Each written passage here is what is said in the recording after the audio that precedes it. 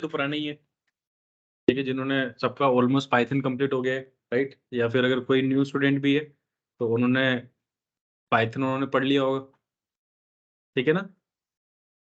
तो ये जो हम कोर्स स्टार्ट कर रहे हैं डेटा साइंस का, ये कहाँ से स्टार्ट होगा सीधा, इसकी प्री रिक्वेस्ट है कि आपको पाइथन आनी चाहिए, प्रोग्रामिंग आनी चाहिए कुल मिला के।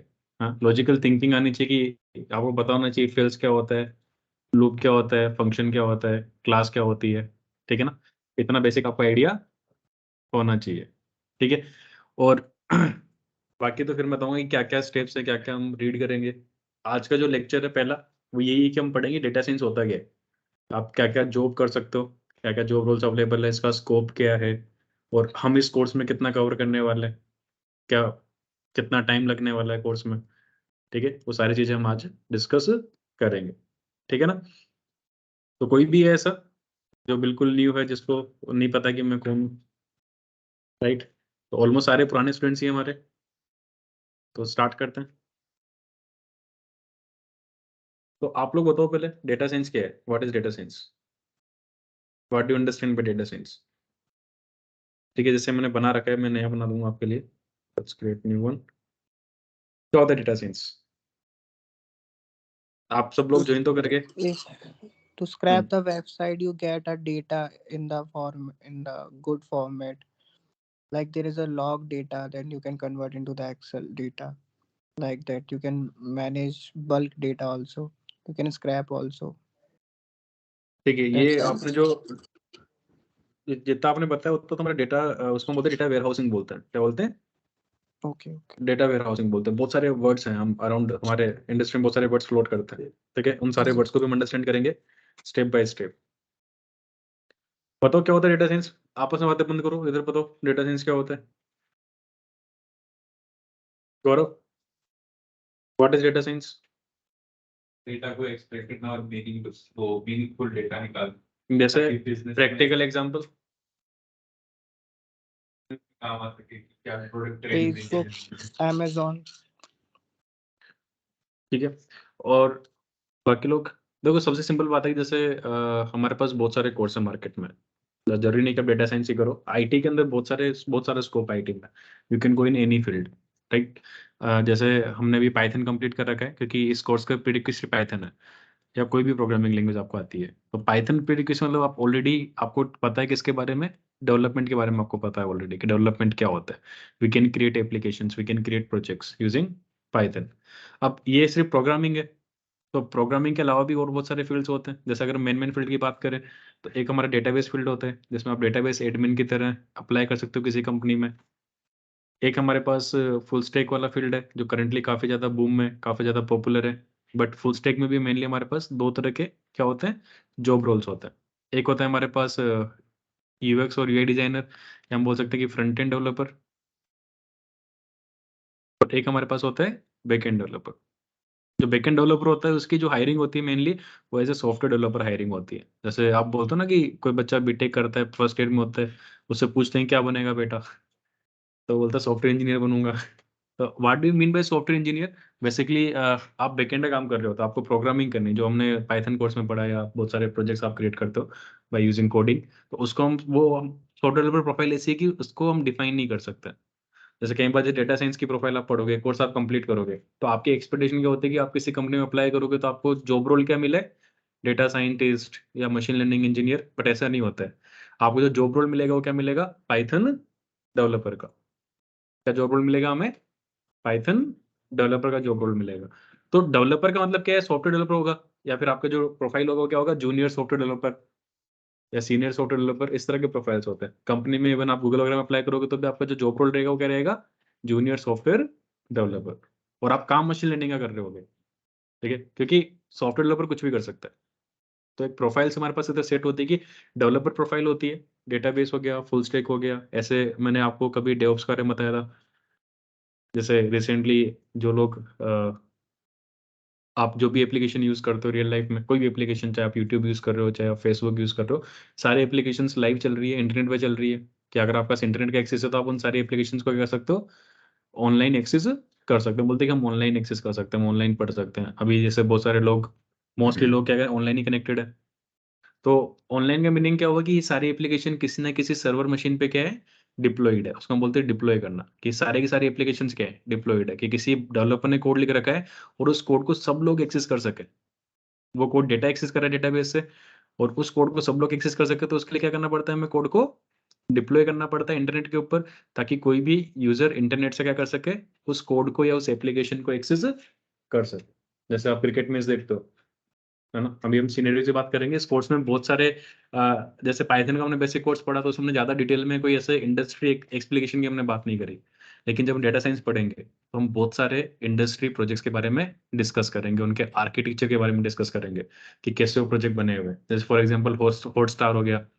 हॉटस्टार मैच को, जब कोई भी मैच होता है, जैसे वर्ल्ड कप का मैच हो गया इंडिया पाकिस्तान का, तो उस टाइम 1 करोड़ 2 करोड़ लोग मैच देख रहे होते हैं। तो उसका पूरा आर्किटेक्चर समझेंगे कि भाई वो किस तरह से आपको मैच कैसे मिल रहा है, किस तरह से नेटवर्क काम कर रहा है, किस तरह से सॉफ्टवेयर काम कर रहा है, उसमें डेटा साइंस का भी कुछ रोल है क्या।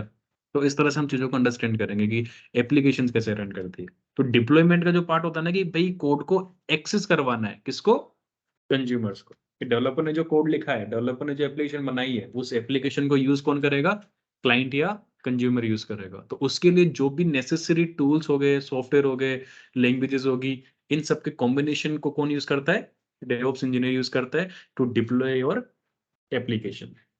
तो ये भी प्रोफाइल है मार्केट में।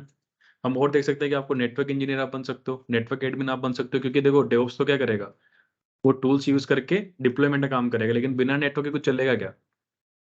आज अगर क्लास में इंटरनेट बंद हो जाता है अभी, तो मेरी क्लास बंद हो जाएगी, और क्लास बंद हो जाएगी तो इंटरनेट को फिक्स करना पड़ेगा, कुछ भी इशू हो सकता है। तो मेरे को एक बंदे की नीड पड़ेगी जो क्या समझता हो, नेटवर्किंग समझता हो, जिसको पता हो कि इंटरनेट चलता है कैसे, कौन से केबल से क्या होते हैं, है ना। बहुत सारे राउटर लगे हुए हैं, जिसको सारे राउटर का एक्सेस हो, पासवर्ड पता हो, यूजर नेम पता हो, है ना, जो मेंटेन करता हो, या जिसके पास जैसे अगर कुछ फॉल्ट भी आ गया तो उस फॉल्ट को क्या कर सके, ठीक कर सके। क्लास छोटा सा ऑर्गेनाइजेशन है, यहाँ पर हम एक नेटवर्क एडमिन हायर कर सकते हैं, लेकिन जब बड़ी ऑर्गेनाइजेशन की बात करते हैं तो हमारे पास क्या होता है, स्पेसिफिकली प्रोफाइल होती है किसकी, नेटवर्क एडमिन की। इसमें हम पूरा यही सीखते हैं कि पूरा इंटरनेट कैसे काम करता है, डिटेल में हर एक लेयर पे कैसे काम करता है, आपको स्पीड कैसे डाइवर्ट होती है, राउटर्स कैसे काम करते हैं, राउटर स्विचेस लैन केबल्स, उनको उनको मैनेज करते हैं।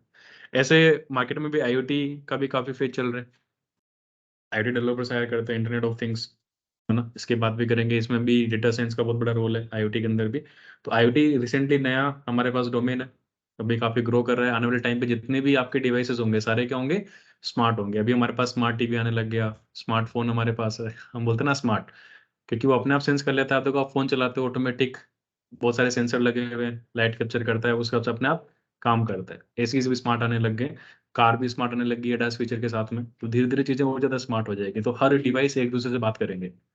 और उनको क्या बोल सकते हैं अपन, वो किस में आता है, आईओटी में, कि आप किसी हार्डवेयर को किसी दूसरे हार्डवेयर से क्या करा रहे हो, कनेक्ट कर रहे हो ओवर दी इंटरनेट, है ना। कि जैसे आप मेन गेट लॉक करो, ऑटोमेटिक आपके घर की सारी लाइटिंग हो जाए, बंद हो जाए। आपका जो सर्किट बोर्ड है जो लाइटों को ऑन ऑफ करता है, वो किससे बात कर रहा है, आपके दरवाजे के सेंसर से। कि जैसे आपने दरवाजा क्लोज किया, सेंसर ने डिटेक्ट किया कि दरवाजा क्लोज हो गया, घर में कोई नहीं है, ऑटोमेटिक साइड लाइट्स हो जाएगी, ऑफ हो जाएगी। आप जाओगे, आप जैसे लोग अनलॉक करोगे घर को, साइड लाइट जो जहाँ जहाँ आप घूमोगे वहां पे लाइट्स होती रहेगी, ऑन होती रहेगी ऑटोमेटिकली, आप कुछ नहीं करना है। तो इस तरह की एप्लीकेशन हम आईआईटी में बनाते हैं। एक और काफी काफी कम लोग उस एरिया में जाते हैं, काफी अच्छा करियर अपॉर्चुनिटीज है। ब्लॉकचेन आपने सुना होगा, ठीक है। ब्लॉकचेन एक नया डेटाबेस है, आप बोल सकते हो इस पे क्रिप्टो करेंसीज आप सुनते हो, इन्वेस्टमेंट के लिए भी सोचते हो कि कर दें हम, है ना, अमीर आदमी बन जाएंगे। बट ब्लॉकचेन क्रिप्टो करेंसी से भी बहुत बड़ी चीज है।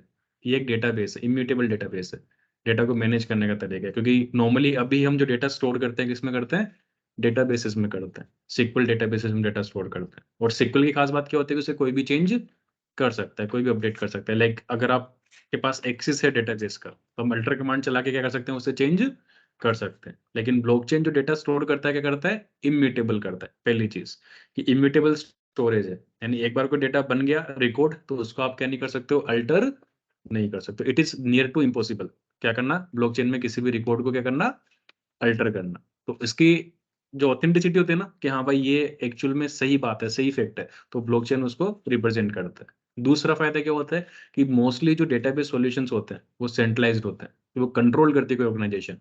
जैसे अभी हम कोई भी एप्लीकेशन बनाएंगे तो हमारा डेटाबेस बनाना पड़ेगा, और वो सेंट्रल डेटाबेस होगा, तो एक कंपनी का जैसे अमेजन पे हमने बनाया, तो अमेजन कंपनी का उस पे क्या है, कंट्रोल है, या गवर्नमेंट की पॉलिसीज उस पर अप्लाई हो सकती है। जो ब्लॉकचेन होता है वो डिस्ट्रीब्यूटेड होता है, तो ब्लॉकचेन को हम नया इंटरनेट भी बोलते हैं कि it's new kind of internet, और आने वाले टाइम में हर जगह काम आएगा, हर जगह। ठीक है, मोस्टली जो हमारी टेक्नोलॉजी भी जो हम इंटरनेट यूज करते हैं ना, वो सिक्योरिटी भी बहुत ज्यादा हाई हो जाती है ब्लॉकचेन में। तो ब्लॉकचेन अभी ये मानो कि डेवलपमेंट फेज में है, चल रहा है, तो इसमें भी काफी अच्छा फ्यूचर है। इवन क्वांटम कंप्यूटिंग में आप जा सकते हो, भी प्रैक्टिकली इतना पॉसिबल नहीं हुआ है, बट आगे काफी अच्छा फ्यूचर है किसके अंदर, क्वांटम कंप्यूटिंग के अंदर भी, कि नए तरह के कंप्यूटर्स हैं, नई टेक्नोलॉजी पे बेस्ड कंप्यूटर्स हैं। अभी हमारे जो क्लासिकल कंप्यूटर्स है वो बाइनरी पे काम करते हैं, ठीक है, बिट्स पे काम करते हैं, और क्वांटम पे काम करने वाले कंप्यूटर्स को क्या बोलते हैं अपन, क्वांटम कंप्यूटर्स, के नए तरह के कंप्यूटर्स हैं जो भी डेवलपमेंट फेज में रिसर्च का पार्ट है। तो अगर आपको रिसर्च पसंद है और ऐसा करियर चूज करना है कि जो अब हो सकता है कि जाके आपको बहुत बेनिफिशियल रहे, तो आप क्वांटम कंप्यूटर में अपना करियर बना सकते हो। एक आप सुना होगा सेल्स फोर्स, सुना है ना, ये भी काफी अच्छा करियर ऑप्शन है, क्योंकि अभी एक्चुअली जितनी भी कंपनीज होती है ना, वो सीएमएस यूज करती है, क्लाइंट मैनेजमेंट टूल्स होते हैं हमारे पास, कि क्लाइंट की सर्विस मैनेज करना। इवन जैसे आप कभी हुंडई के किस पे गए, शोरूम पे गए, तो हुंडई आपका एप्लीकेशन देता है कि आपकी कार आपने कब डिलीवर करी, कार में क्या काम होने वाला है, कितना खर्चा आने वाला है, कितने बजे आपको कार मिल जाएगी, है ना, कार कहाँ से पिक हुई, कहाँ पे ड्रॉप हुई। सारी चीजें आजकल डिजिटल है, हर चीज क्या मेंटेन करी जाती है, डिजिटली मेंटेन करी जाती है। आप कार खरीदने जाओगे, ऑटोमेटिक व्हाट्सएप ग्रुप में ऐड हो जाओगे, वहाँ पे आपको अपडेट मिलती रहेगी। अब मैनुअली बंदे अपडेट डालेंगे तो बहुत क्या होता है, वर्कफोर्स का बहुत सारा काम जाता है। तो बहुत सारी कंपनी जो आपको ऐसे बहुत सारे सॉफ्टवेयर क्या करती है, प्रोवाइड करती है। जैसे हम टीम्स यूज कर रहे हैं, माइक्रोसॉफ्ट ने टीम्स बना रखा है। अब मैं दिन में बहुत सारी क्लासेस लेता हूँ, हर क्लास में मैं बहुत सारा कंटेंट शेयर करता हूँ, रिकॉर्डिंग शेयर करता हूँ। अगर ये काम मेरे को मैनुअली करना होता तो दिन के 2-3 घंटे तो मेरे कैसे खराब हो जाते हैं, फाइल्स अपलोड करने में, रिकॉर्डिंग अपलोड करने में, है ना। तो वो चीज़ खराब नहीं हो, इसके लिए ऑटोमेटेड सॉल्यूशन है टीम्स। अभी हम ये पूरी एप्लीकेशन पे किस पे काम करेंगे, टीम्स पे काम करेंगे।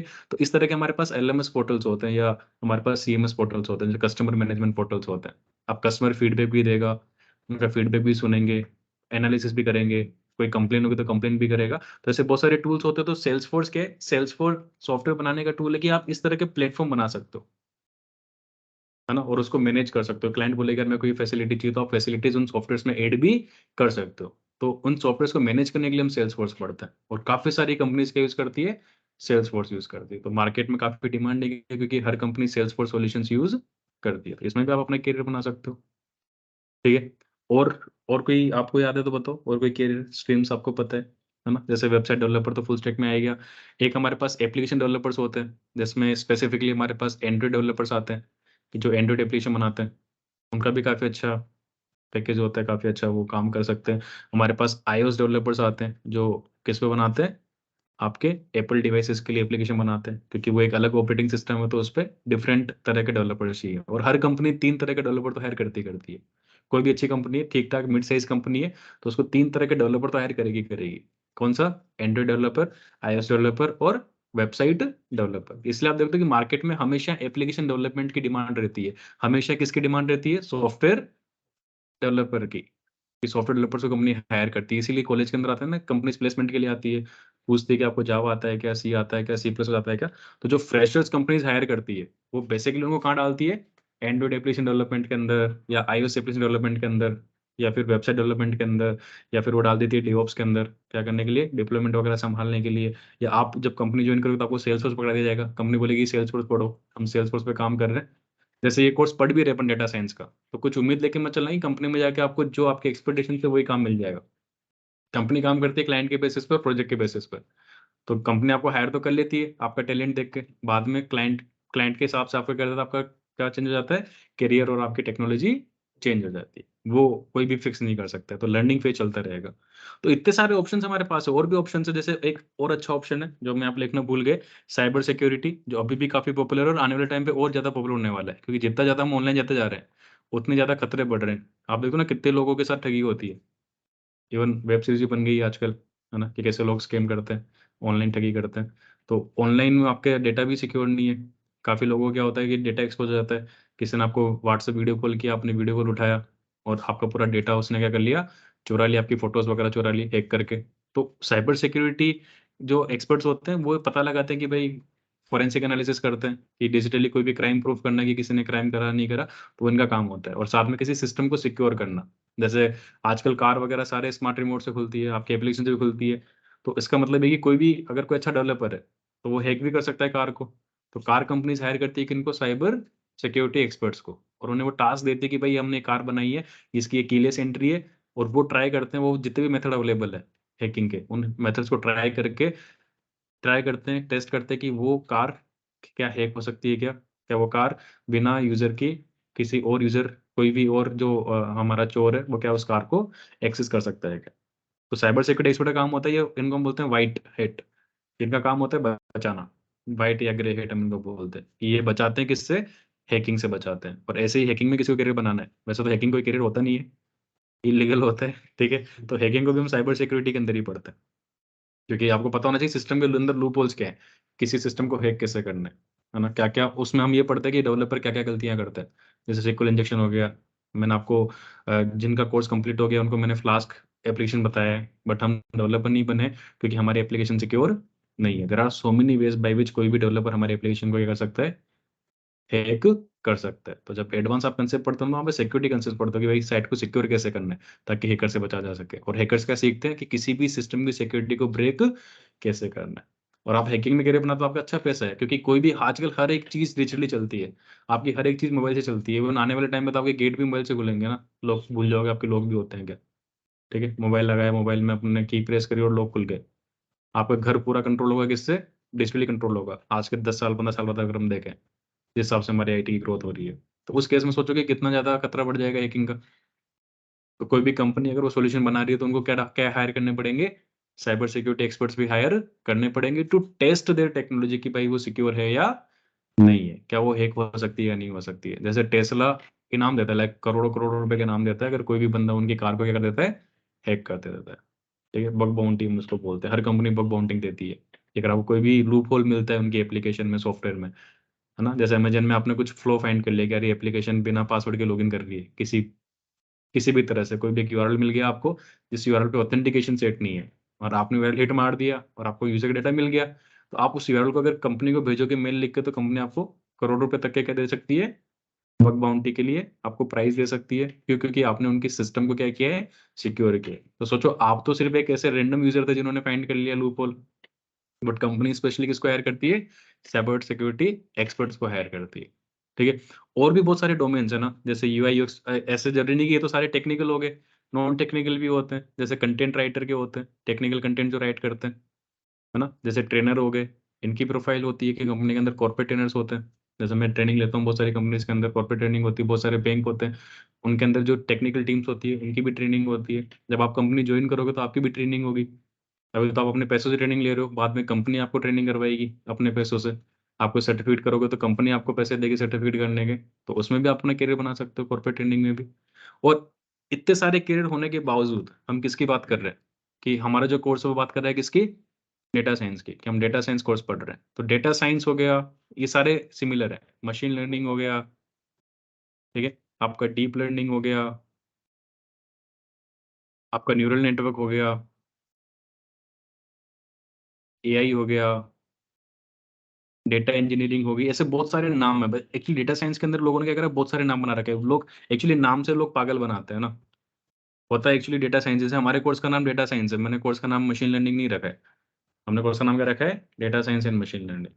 जबकि आप मार्केट में जाओगे ना, आपको 1000 कोर्स मिल जाएंगे डेटा साइंस के नाम से, डेटा इंजीनियरिंग के नाम से, है ना, ठीक है, डेटा पाइपलाइन के नाम से, मशीन लर्निंग के नाम से, डीप लर्निंग के नाम से, एआई के नाम से। तो ये एक्चुअली एक पूरी टेक्नोलॉजी की बात कर रही है, जो पूरे फील्ड है ना, ऐसे जितने भी सुन दो, डेटा एनालिस्ट हो गया, डेटा इंजीनियर हो गया, है ना। तो ऐसे बहुत सारे नाम हमारे पास है। ये सारा जो फील्ड है बेसिकली हम इसको बोल सकते हैं कि किसका फील्ड है, डेटा साइंस का है। तो डेटा साइंस के अंदर बहुत सारे मैं समझाऊंगा आपको आगे कि इसमें को हम आगे डिवाइड कर सकते हैं डेटा साइंस को। जैसे डेटा साइंस के अंदर मशीन लर्निंग आ जाता है, डेटा साइंस के अंदर ही डीप लर्निंग आ जाता है। तो एक बड़ा डायग्राम हम बनाए ऐसे कि डेटा साइंस बहुत बड़ी चीज़ है ना, उसके ब्लॉक डायग्राम्स बहुत बड़ी चीज़ होती है कि डेटा साइंस के अंदर ही डेटा साइंस का सब पार्ट होता है कौन, मशीन लर्निंग। और मशीन लर्निंग का सब पार्ट कौन होता है, डीप लर्निंग। और डीप लर्निंग का भी एक स्पेसिफिक पार्ट होता है जिसे हम क्या बोलते हैं, एआई बोलते हैं।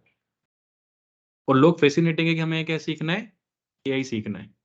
और ऐसे दुनिया में बहुत सारे लोग जो एआई बेच भी रहे हैं, ठीक है। जैसे चैट जीपीटी नाम से भी काफी फेमस है एपीआई, सुना है आपने, ठीक है। चैट जीपीटी क्या करता है, उसमें आप चैट में लिख दो कि मेरे को ये काम करना है, और वो कोड लिख के दे देगा पूरा। ठीक है, आप बोल दो कि मेरे को एक फ्लास्क एप्लीकेशन बनानी है जिसमें लॉगिन और साइन अप पेज हो, एंटर मारो, पूरा फ्लास्क का कोड लिख के दे देगा कि पकड़ो। ठीक है, ब्यूटीफुल। और ऐसे बहुत सारे एआई है, हमारे पास एआई टूल्स हैं। बट अब लोग क्या सोचते हैं कि सर ऐसा बन गया तो फिर हमें कोडिंग की जरूरत ही क्या है, राइट? तो ये क्या होता है, स्पेसिफिक होता है। जब आप ये कोर्स पढ़ोगे ना डेटा साइंस वाला कंप्लीट, तो आप समझ जाओगे कि हमारे पास लिमिटेशंस होती है एआई की भी और मशीन लर्निंग की भी। वो सारे काम नहीं कर सकता है, हमें उन्हें ट्रेन करना पड़ता है, और वो उसके हिसाब से ही डिसीजन लेता है। तो उनको ट्रेन करने के लिए तो लोग चाहिए, वर्कफोर्स चाहिए, और सारा काम हम किसी नहीं करा सकते, एआई से नहीं करा सकते। एआई हर चीज का सॉल्यूशन नहीं है, एआई हेल्पर है, कंप्लीट सॉल्यूशन नहीं है। फिलहाल तो नहीं है, आने वाले टाइम में हो सकता है कि हो या नहीं हो।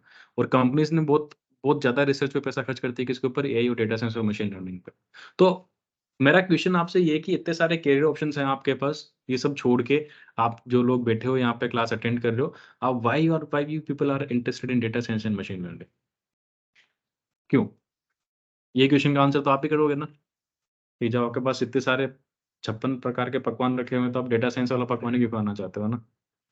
आप किसी और टेक्नोलॉजी भी जा सकते हो, मूव कर सकते हो। तो उसके दो रीजन हो सकते हैं, एक तो आप बिल्कुल अनअवेयर हो कि जो दे दो कर लेंगे, जो बोल दिया बढ़िया है ना, किसी ने सीनियर ने बोल दिया, सर आपने बोल दिया था इसलिए मैंने कर लिया, या इंस्टीट्यूट में आए उन्होंने पागल बना दिया कि बोला डेटा साइंस कर लो बढ़िया करियर ग्रोथ है।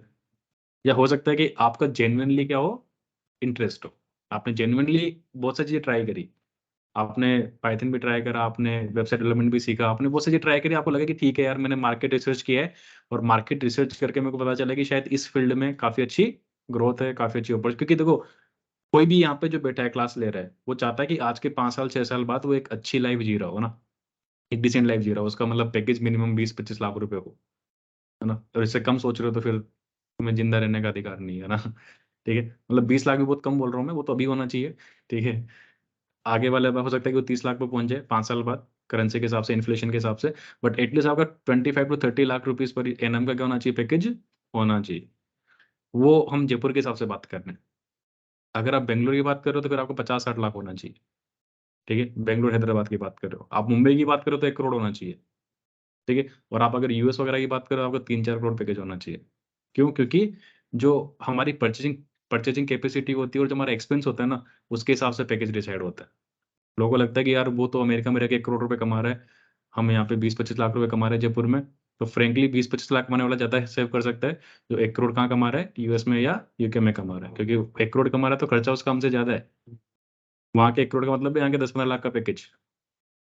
ठीक है, तो हम जब बात कर रहे हैं तो मैं जयपुर के हिसाब से बात कर रहा हूँ। तो ये आपका टारगेट होना चाहिए। अब वो आपको हर टेक्नोलॉजी मिल सकता है, मैं ऐसा नहीं बोलूंगा कि भाई सब डेटा साइंस ही पढ़ो, सबसे बेस्ट टेक्नोलॉजी है। कोई सी भी टेक्नोलॉजी में चले जाओ, कोई सी भी टेक्नोलॉजी में। ये मैंने जितना भी लिखा ना, जितने भी फील्ड मैंने यहाँ पे मेंशन करे, इसके अलावा और भी फील्ड हो सकते हैं। जैसे गेम गेम डेवलपमेंट मैंने लिया नहीं, क्योंकि उसके लिए मैथमेटिक्स बहुत अच्छी होनी चाहिए, और अगर गेम डेवलपर बनना होता तो अब तक आप बन चुके होते। ठीक है, तो और भी बहुत सारी चीजें, और भी बहुत सारे डोमेन्स है, मैंने उनको नहीं लिखा। ये सबसे कॉमन डोमेन्स है जो मैंने यहाँ पे स्क्रीन पे आपको शेयर किए। इनमें से अगर आप कोई भी डोमेन पकड़ते हो ना, और आप उस पर इनफ अपना एक्सपीरियंस लेते हो, इनफ टाइम इन्वेस्ट करते हो, आप नॉलेज लेते हो। और नॉलेज देखो, प्रॉब्लम क्या है, प्रॉब्लम एक चीज है कि इंडस्ट्री के अंदर अब लोग बोलते हैं कि जॉब नहीं है या मेरे को जॉब नहीं मिल रही है, बट सच्चाई ये है कि लोगों को क्वालिटी नॉलेज नहीं है। जैसे जो पाइथन कोर्स मैंने आपको पढ़ाया ना, उस लेवल पे कोई कोर्स अवेलेबल नहीं है मार्केट में, मैं ये गारंटी साथ लिख के दे सकता हूँ आपको। ठीक है, उतना डिटेल में आपको किसी ने पाइथन नहीं पढ़ाया। पाइथन का कोर्स इसलिए बनाया गया है मैंने, ताकि मशीन लर्निंग डेटा साइंस में आपको अच्छे से समझा सकूं। बट लोगों ने क्या कर रखा है, लोगों ने मशीन लर्निंग डेटा साइंस के हिसाब से पाइथन को बना रखा है, ना कि पाइथन के हिसाब से मशीन लर्निंग को बना रखा है। तो क्वालिटी कंटेंट मिलना और क्वालिटी डेवलपर मिलना बहुत मुश्किल बात है। मैंने बहुत सारे लोगों को इंटरव्यू ले रखा है, और इवन मैं इंटरव्यू लेता भी रहता हूं, मेरे बहुत सारे दोस्त हैं जो इंटरव्यू लेते रहते हैं। ठीक है, तो 3-4 साल इसमें लोगों ने इंटरव्यू देखा तो उनको नहीं आता है। प्रॉब्लम है कि आपको काम करना ही नहीं आता है लोगों को। नॉलेज आप देखोगे रिज्यूम में तो बहुत बहुत लिख देंगे वो कि पाइथन भी आता है, मशीन लर्निंग भी आता है, एआई भी आता है ना, डेवोस भी आता है, लेकिन एक्चुअल में उन्हें कुछ नहीं आता। जब काम करने की बात आती है ना, तो आपकी बेसिक कंसेप्ट काम आता है। और सबसे वीक वीक क्या है, बेसिक कंसेप्ट। आप जितने भी कोर्स देखोगे ना, सब पे एडवांस दे रखा है। जैसे पाइथन कोर्स आके सर्च करना कहीं पे, वो बोलेगा कि पाइथन से हम कैपस्टोन प्रोजेक्ट बनवाएंगे, वेबसाइट बनवाएंगे बढ़िया वाली। आप एक अमेजन की वेबसाइट बना दोगे, तो अमेजन की वेबसाइट तो बना दोगे कोर्स पढ़ के, लेकिन आपके बेसिक फंडामेंटल्स कवर नहीं होंगे, आप कभी समझ ही नहीं पाओगे कि लूप हमने यूज क्यों कर रहा है। इफ एल्स कैसे काम करता है उसमें काम नहीं करोगे, बस आपने इफ एल्स काम में लेके क्या बना दी, प्रोजेक्ट बना दिया। तो वैसे ही मैं मेरा कहने का मतलब है कि कोर्स तो बहुत सारे हैं, फ्री में भी अवेलेबल है। इवन पूरा मशीन लर्निंग में MIT के कोर्स तक कहाँ पे रखे हुए हैं, यूट्यूब पे फ्री में रखे हुए हैं, मशीन लर्निंग डेटा साइंस के। अगर आपके अंदर दम है, आपके अंदर गट्स है, तो आप फ्री में पढ़ सकते हो। लाइक मैंने जितना भी पढ़ा है डेटा साइंस मशीन लर्निंग, वो फ्री रिसोर्स से ही पढ़ा है। जितनी मेरी नॉलेज है that is for free resources. हालांकि मैंने बहुत सारे कोर्सेज भी ज्वाइन करे, बट मेरे को एक भी कोर्स वर्थ नहीं लगा, बहुत सारे पैसे खर्च करे। मैंने 40-40 हज़ार के कोर्स, 60-60 हज़ार के कोर्स भी ज्वाइन करे हुए हैं। जब मैंने डेटा साइंस पढ़ाना स्टार्ट किया था initially, I have join so many courses, so many different platforms online, है ना। जितने भी आपने सुना ना, उडीमी, उडासिटी, ये हमारा जितने भी है, ठीक है। बहुत सारे तो अभी चालू हुए, बट पुराने मैंने सारे कोर्सेज पढ़े हुए हैं। लेकिन मेरे को लगा कि कुछ ना कुछ कमी है किसी ना किसी कोर्स में। जैसे मैं जो पाइथन पढ़ा रहा हूँ वो आपको कहीं नहीं मिलेगा, क्योंकि मैंने बहुत जगह पाइथन कोर्स भी देखे, बट मजा नहीं आया। क्योंकि वो आपको बेसिक से स्टार्ट नहीं करे, वो सोचते कि तुम्हें आता है और फिर उसके ऊपर बिल्ड कर रहे हैं। जितने भी कोर्स पढ़ोगे ना, वो सोचते कि तुम्हें बेसिक पता है और उसके आगे से स्टार्ट कर रहे हैं। क्योंकि उसमें क्या लगता है, टाइम भी कम लगता है सिखाने में, और प्रोजेक्ट भी हो जाते हैं बढ़िया दिखाने के लिए, कोर्स भी खत्म हो जाता है, लेकिन बेसिक्स छूट जाता है। तो ये जब इनमें से अगर आप कोई भी टेक्नोलॉजी उठाते हो और आप अपने बेसिक्स बहुत स्ट्रॉन्ग बिल्ड करते हो, अपनी नॉलेज अच्छी बिल्ड करते हो, आप अच्छे एप्लीकेशंस बनाते हो, आपको सॉलिड नॉलेज आती है, आई कैन गारंटी कि किसी ऐसा कोई सा भी डोमेन नहीं है जिसमें आप 20 से 25 लाख रुपए ईयरली नहीं कमाओगे। 5 साल तो बहुत बड़ी बात है, आफ्टर 2 years ऑफ एक्सपीरियंस। और इनिशियली ऐसे मत सोचना कि सीधा ही मेरे को पैकेज 10 लाख का मिल जाएगा, 5 लाख का मिल जाएगा। हो सकता है कि इनिशियली आपको पैकेज कितना मिले, 10 हज़ार 15 हज़ार का पैकेज मिले, कि आपको 15 महीने के मिल रहे हैं जयपुर में। बट कोई बात नहीं, क्योंकि अपॉर्चुनिटी लेने का मौका आता है कि पहले एक्सपीरियंस लो, अपने आप को और क्या करो, अच्छा करो, उस लैंग्वेज में मास्टरी हासिल करो। जब मास्टरी आ जाएगी ना, फिर इंटरव्यू दो अच्छी कंपनी में, फिर स्विच मारो। आपका टारगेट ये होना चाहिए, देखो ये कोर्स पढ़ के डेटा साइंस नहीं सीखोगे, आप डेटा साइंस पे जॉब नहीं करोगे। ये कोर्स पढ़ने के बाद आपको टाइम मिलेगा इनफ कि आप प्रैक्टिस इतनी करो कि कोई भी कंपनी में, मैंने ये सजेस्ट किया है कि पाइथन कंप्लीट हो जाएगा। जिन आधे कोर्स जितने लोग हैं उनका आधा का तो हो चुका है कंप्लीट, जिनका नहीं हुआ है उनका नेक्स्ट इस मंथ में कंप्लीट हो जाएगा, या नेक्स्ट मंथ के फर्स्ट वीक में कंप्लीट हो जाएगा। तो मेरी सबसे यही रिक्वेस्ट है कि आप क्या करो, अभी जॉब हंट करना स्टार्ट करो, कैसे, एज ए पाइथन डेवलपर। और ट्राई करो कि वो जॉब आप ले लो within next month, like March April से पहले पहले। सबके पास एक जॉब हाथ में होनी चाहिए, कौन सी, अगर आप कॉलेज गोइंग नहीं हो तो, क्योंकि कॉलेज गोइंग हो तो फिर आपको जॉब नहीं मिलेगी। बट कॉलेज गोइंग नहीं हो तो आप क्या करो, एक जॉब हाथ में ले लो पाइथन डेवलपर की। इतना काम नहीं होता है आईटी में, होगा तो भी आप मैनेज कर लोगे, क्योंकि आपके पास नॉलेज है, दिक्कत नहीं आएगी आपको। तो आप वो जॉब ले लो। उससे क्या होगा कि ये कोर्स खत्म होते होते एटलीस्ट हमें 4 से 5 महीने तो लगेंगे। टू बी फ्रैंक 4 मंथ तो एटलीस्ट, 4 महीने से पहले तो मैं खत्म नहीं कर पाऊंगा, क्योंकि बहुत लंबा कंटेंट है, राइट। तो इतना तो हमें लगेगा, 5-6 महीने में लगेंगे। तो आपके पास 6 महीने का एक्सपीरियंस होगा जब ये कोर्स खत्म होगा। और 6 महीने वो रुक के आप, क्योंकि 6 महीने में तो मैं कंप्लीट करूंगा इस कोर्स को, ठीक है।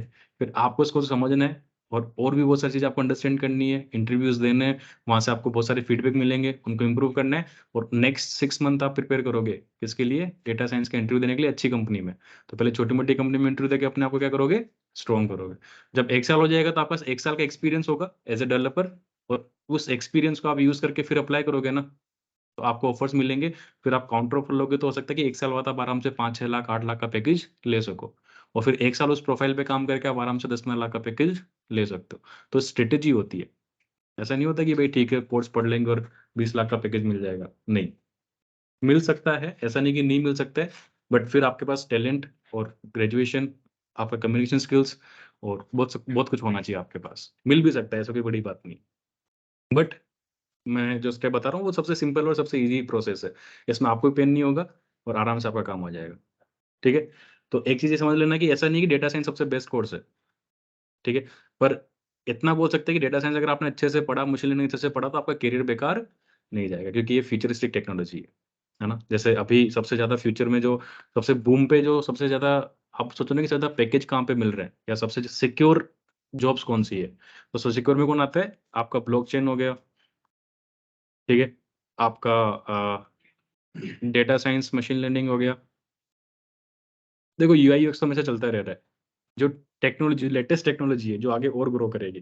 तो डेटा साइंस मशीन लर्निंग हो गया, ब्लॉकचेन हो गया, आपके पास आईओटी हो गया, आईओटी में काफ़ी रिसर्च चल रही है, काफ़ी ग्रोथ है, काफ़ी कैरियर्स हैं। क्लाउड कंप्यूटिंग हो गया, डेवऑप्स हो गया, ठीक है, सेल्स फोर्स हो गया। ये आपकी जो टेक्नोलॉजीज है ना, इनमें से आप कोई भी टेक्नोलॉजी अगर आप लर्न करते हो तो you can not go wrong, कोई भी। ऐसा नहीं कि सिर्फ डेटा साइंस मशीन लर्निंग सबसे बेस्ट है, नहीं, कोई भी ले लोगे सबसे बेस्ट, सब बेस्ट है, क्योंकि सारी की सारी इमर्जिंग टेक्नोलॉजीज है। सब पे रिसर्च चल रहा है और कंपनीज इनको अडॉप्ट कर रही है। जैसे सारी कंपनी क्लाउड पे जा रही है, अगर आप क्लाउड सीखते हो तो सिक्योर फीचर है भाई, आपको आराम से जॉब मिल जाएगी, दिक्कत ही नहीं है। आप डेटा साइंस मशीन लर्निंग सीखोगे ना, आप न्यूज़पेपर पढ़ो या आप कंपनीज में रिसर्च पढ़ो, कंपनीज रिसर्च पढ़ो, हर कंपनी स्मार्ट डिवाइस बनाना चालू कर रही है। हर कंपनी किसी न किसी वे में अपने जो भी उनके एग्जिस्टिंग सॉल्यूशन है उनमें क्या ऐड करेगी, एआई को ऐड करेगी, उनमें मशीन लर्निंग को ऐड करेगी।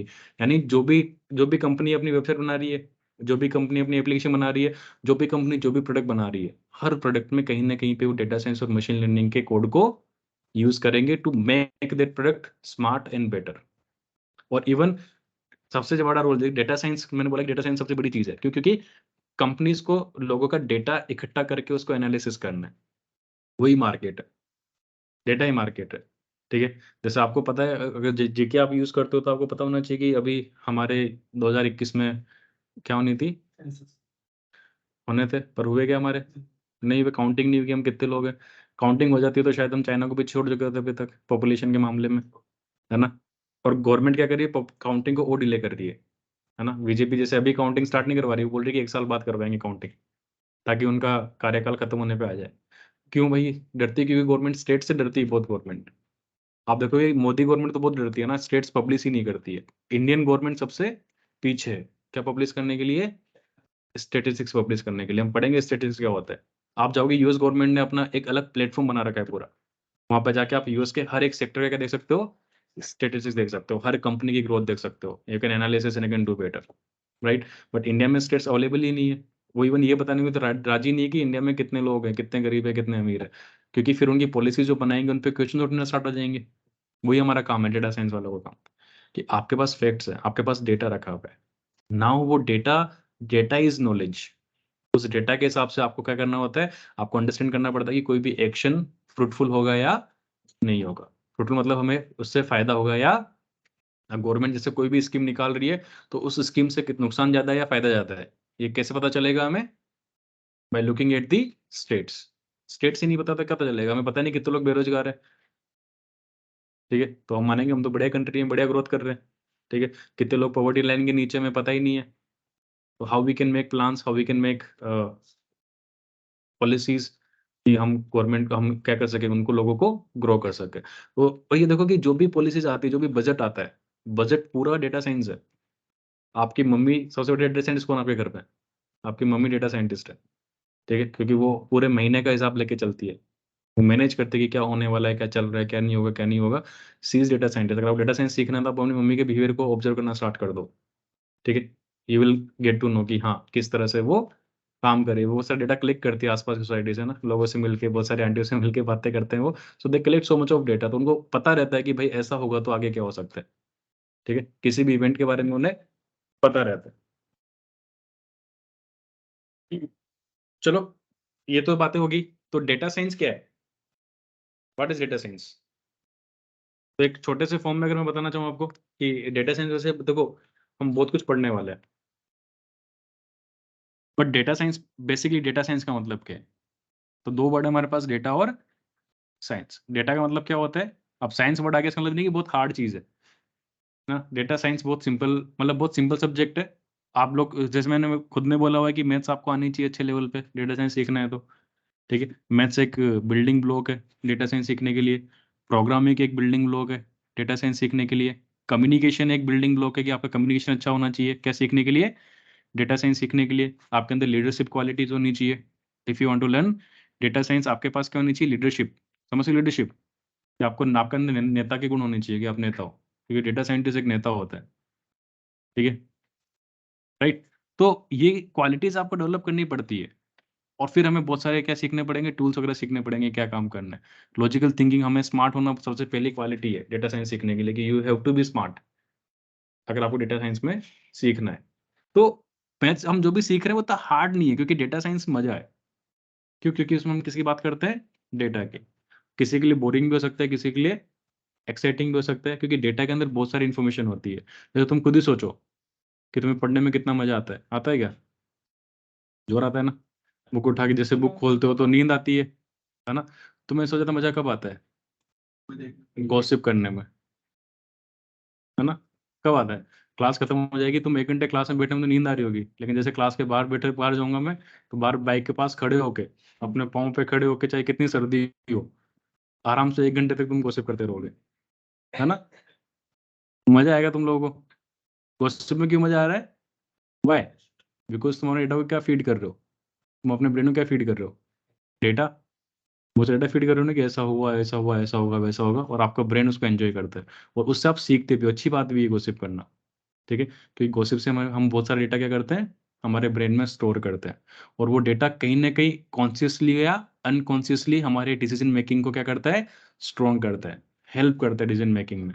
जैसे बाहर खड़े होकर आप किसी की बुराई कर रहे हो, 4 बातें बुरी बोल रहे हो किसी के बारे में, कि देख देख वो ऐसे कर रहा है, वैसे कर रहा है, ऐसा है, वैसा है, तो अनकॉन्शियसली आपके माइंड ने डेटा लर्न करा, उसने बोला कि अच्छा ऐसा ऐसा करते हैं तो लोग बुरा बोलते हैं, तो नेक्स्ट टाइम जब आप वो चीज़ करने जाओगे, your mind unconsciously will help you to make a better decision, कि भाई ये काम नहीं करना है, क्योंकि हो सकता है कि दिस में भी है रॉन्ग वर्क। यही डेटा साइंस है, कि if you have enough information, है ना, तो हम क्या कर सकते हैं, हम वाइजली डिसीजन ले सकते हैं कि क्या करना चाहिए और क्या नहीं करना चाहिए। To take that decision we need a lot of data, आपके पास डेटा ही नहीं है ना? जैसे जो टीनेजर्स होते हैं उनको भटकाना बहुत आसान होता है, ठीक है, तो गौर जो जितनी भी कंपनीज है ना, वो किसको टारगेट करती है, मेच्योर लोगों को कम टारगेट करती है, मेच्योर लोगों के हिसाब से बहुत कम एड बनते हैं। आप देखो कि 40-45 साल का सलमान खान कूद रहा है एरोप्लेन से, है ना, किसकी बोतल लेके, माउंटेन ड्यू की बोतल लेके कूद रहा है। अब हम जो मेच्योर पर्सन है वो बोलेगा यार क्या बेवकूफ़ी कर रही है, लेकिन जो बच्चा है वो क्या सोचेगा, कि क्या बहुत है यार, ये पीऊंगा तो मैं कूद जाऊंगा ना, क्योंकि वो एड बनाया गया है किसके लिए, यूथ के लिए बनाया गया है, यंगस्टर्स के लिए बनाया गया है। उनको पता है कि इनका ब्रेन वॉश करना ज्यादा ईजी है, क्योंकि इनके ब्रेन में क्या नहीं है, information, they don't have logical thinking just because they don't have enough data about life. और जो मेच्योर पर्सन 40 साल का बंदा है ना, उसको पता है भाई लाइफ में वो कर चुका है, उसको पता है कि क्या चीज़, क्या रिस्क है कोल्ड ड्रिंक पीने के, तो वो तो अट्रैक्ट होगा ही नहीं, ठीक है। और सारी चीज़ मार्केटिंग है, डेटा से ही मार्केटिंग होती है, ठीक है ना। जैसे बीजेपी जीत गई 2014 के अंदर, कैसे? वोट से तो जीती, वोट तो बहुत जरूरी है, लेकिन वोट मिले कैसे? सबसे ज्यादा पैसा कौन, सबसे ज्यादा पैसा कहाँ पर है? देखो आज हम जो बात कर रहे हैं ना, जैसे पहला लेक्चर में डेटा साइंस का, तो हम यही सीख रहे हैं कि डेटा साइंस में करने वाले क्या है ना, कि गॉसिप वाली बात है, डेटा होना चाहिए। डेटा साइंस का मतलब वो है कि जो होता है ना, एक कहानी कहने वाला बंदा, नुक्कड़ में देखो ना, चाय की थड़ी पर एक बंदा होता है जो आपको चस्के ले लेके कहानी सुनाता है कि ऐसा हुआ वैसा हुआ, वो डेटा साइंटिस्ट है, ठीक है, जिसके पास बहुत सारा एक्सपीरियंस है। कोई भी सिचुएशन दे दो, बोलता है अरे यार मेरे साथ तो ऐसा हुआ था, मैंने ऐसा करा था और ऐसा हो गया, ठीक है, और आप सुनते भी हो उसकी, मानते भी हो उसकी, तो वही आपको बनना है। और वो बनने के लिए क्या चाहिए, बहुत सारी इंफॉर्मेशन चाहिए, बहुत सारा डेटा चाहिए। तो डेटा साइंटिस्ट का मतलब ये कि हमारे पास सबसे पहली चीज है डेटा। डेटा का मतलब क्या होता है, इन्फॉर्मेशन, वो किसी भी चीज के बारे में हो सकती है। अब इन्फॉर्मेशन तो बहुत सारी होती है, काम की भी होती है, बिना काम की भी होती है। आप दिन भर सुबह से लेकर शाम तक कितनी सारी इन्फॉर्मेशन आपको मिलती है, कितनी सारी चीजें आप ऑब्जर्व करते हो, कितनी सारी चीजें आप सुनते हो, कितनी सारी चीजें आपके माइंड में स्टोर होती है, वो क्या है, डेटा ही तो है, दैट इज इन्फॉर्मेशन। लेकिन उसमें से कितनी इन्फॉर्मेशन आपके लिए यूजफुल है? आपका ब्रेन सब थोड़ी याद रखता है। बहुत स्मार्ट है ना हमारा ब्रेन, क्योंकि हमने उसको स्मार्ट बनाया है। हमने बहुत धोखे खाए जिंदगी में, फिर सीखा है कि भाई ये ऐसा करने से कोई फायदा नहीं है, इस इन्फॉर्मेशन को स्टोर करने का कोई फायदा नहीं है, आगे हमें कोई हेल्प करने वाली नहीं है, इसका नुकसान ही होगा, तो हमारा ब्रेन उसको हटा देता है, डिलीट कर देता है, बोला हटाओ इसको। जो काम की इन्फॉर्मेशन होती है उसको क्या कर लेता है, स्टोर कर लेता है। तो उसको बोलते हैं फिल्टरिंग। क्या बोलते हैं, कि हर डेटा, हर इन्फॉर्मेशन जरूरी नहीं है, हर चीज पे फोकस करना जरूरी नहीं है। तो देखो डेटा साइंस में सबसे पहली चीज हम ये सीखेंगे, डेटा आएगा कहाँ से, क्या सीखेंगे, डेटा कलेक्शन। पहला स्टेप होता है डेटा साइंस के अंदर, कि सबसे पहले हम बात करते हैं किसकी, डेटा कलेक्शन की। डेटा कलेक्शन मैं थोड़ा बताता हूँ कोर्स में क्या क्या पढ़ेंगे अपन। तो will start with data collection. उससे पहले ऐसे जैसे आज बातें चल रही ना, ऐसे बहुत सारी क्लासेस चलेगी, ताकि पहले हम कुछ चीज पढ़ रहे हैं ना, हमें पता होना चाहिए कि हम करने वाले क्या हैं। मैंने बोला ना कि लोग नॉलेजेबल नहीं है।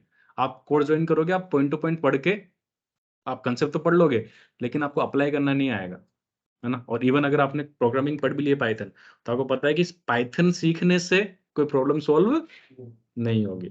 मैं कोई आपको क्वेश्चन दूंगा तो पाइथन आपको आता है, सिंटेक्स आपको पता है, ऐसा कोई बंदा नहीं होगा जिसने 2-2.5 महीने क्लास ली है, उसको ये नहीं पता है कि फंक्शन कैसे बनाते हैं, या लूप कैसे लगाते हैं, या इफ एल्स कैसे लगाते हैं, सबको पता है। लेकिन मैं क्वेश्चन दूंगा तो आप सोल्व नहीं कर पाओगे। कुछ लोग सोल्व कर पाएंगे, कुछ लोग सोल्व नहीं कर पाएंगे। क्यों? क्योंकि क्वेश्चन इस बात का नहीं है कि आपको पाइथन आती है नहीं आती है, क्वेश्चन इस बात का कि आपको क्वेश्चन समझ में आया नहीं आया। लॉजिक बिल्ड हुआ या नहीं हुआ। और वो कैसे बिल्ड होगा? जितना आपका एक्सपीरियंस होगा, जितने ज़्यादा आपने क्वेश्चन सोल्व करे, जितना जल्दी आपके दिमाग में क्या होता है, इन्फॉर्मेशन क्लिक होती है, जितना ज़्यादा बेटर आप सोच सकते हो सॉल्यूशन के बारे में, प्रॉब्लम के बारे में, तो उतना ही बेटर आप उसको सोल्व कर सकते हो। तो आपको नज़रिया चाहिए होता है काम करने का।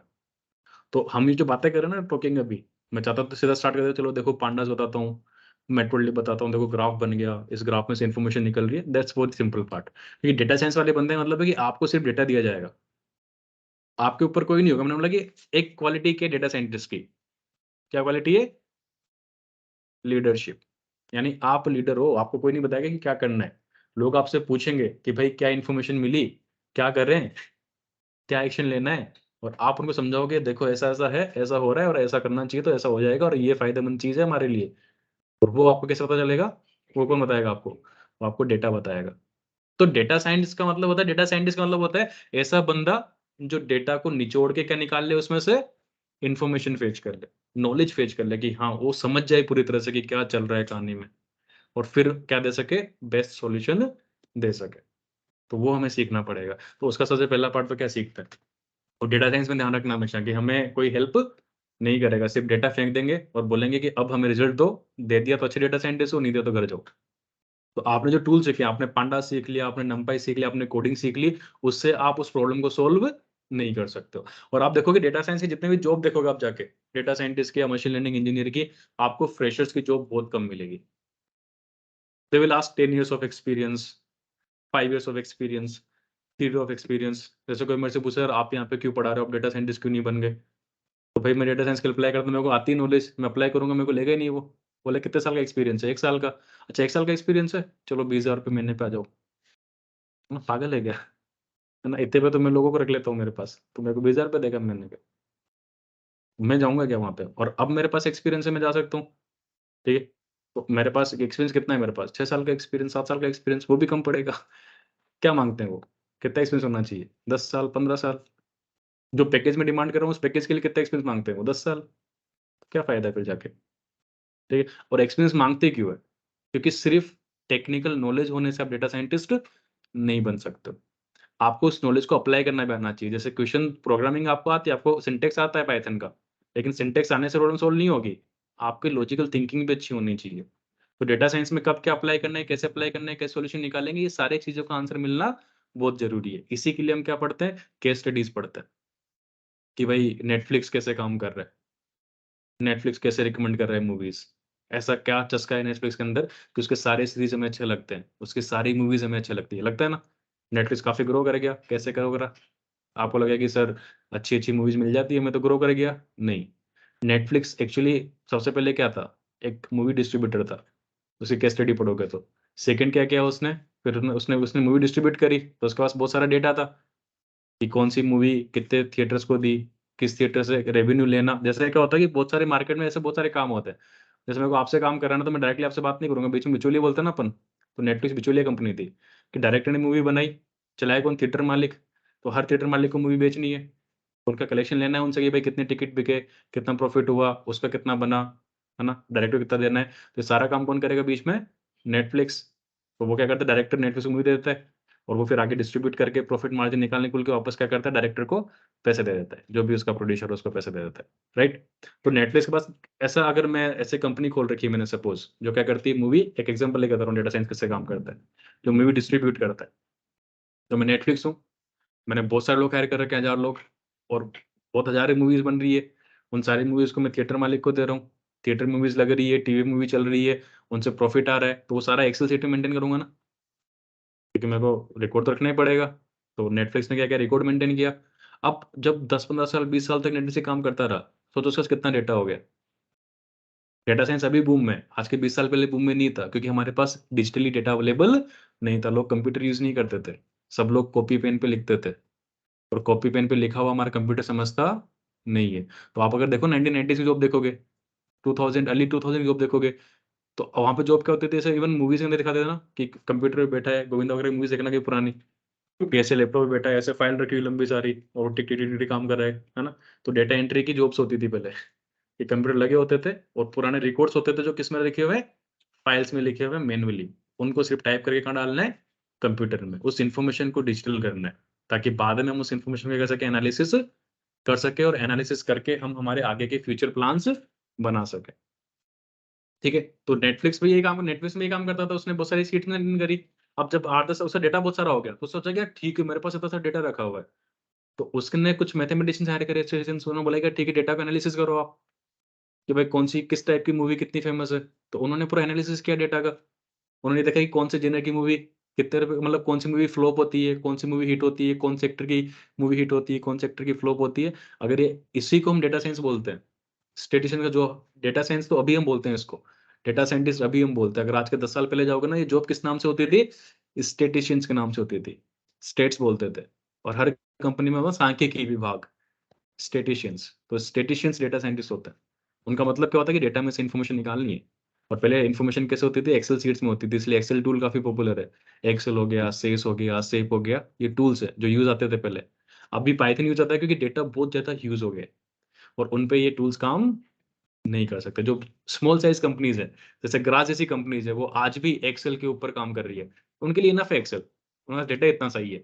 लेकिन अमेजन जैसी कंपनी है, उसके पास टेराबाइट्स पेंटाबाइट्स ऑफ डेटा है, वो एक्सेल यूज ही नहीं कर सकते। उन्हें क्या यूज करना पड़ेगा, बिग डेटा यूज करना पड़ेगा। उसको भी समझाऊंगा मैं आगे बिग डेटा क्या होता है। बट ये समझो कि डेटा अगर तुम्हारे पास है ना, डेटा बहुत बड़ी इंफॉर्मेशन है। जैसे सबसे अमीर लोग कौन होते हैं, नेता, पॉलिटिशियंस।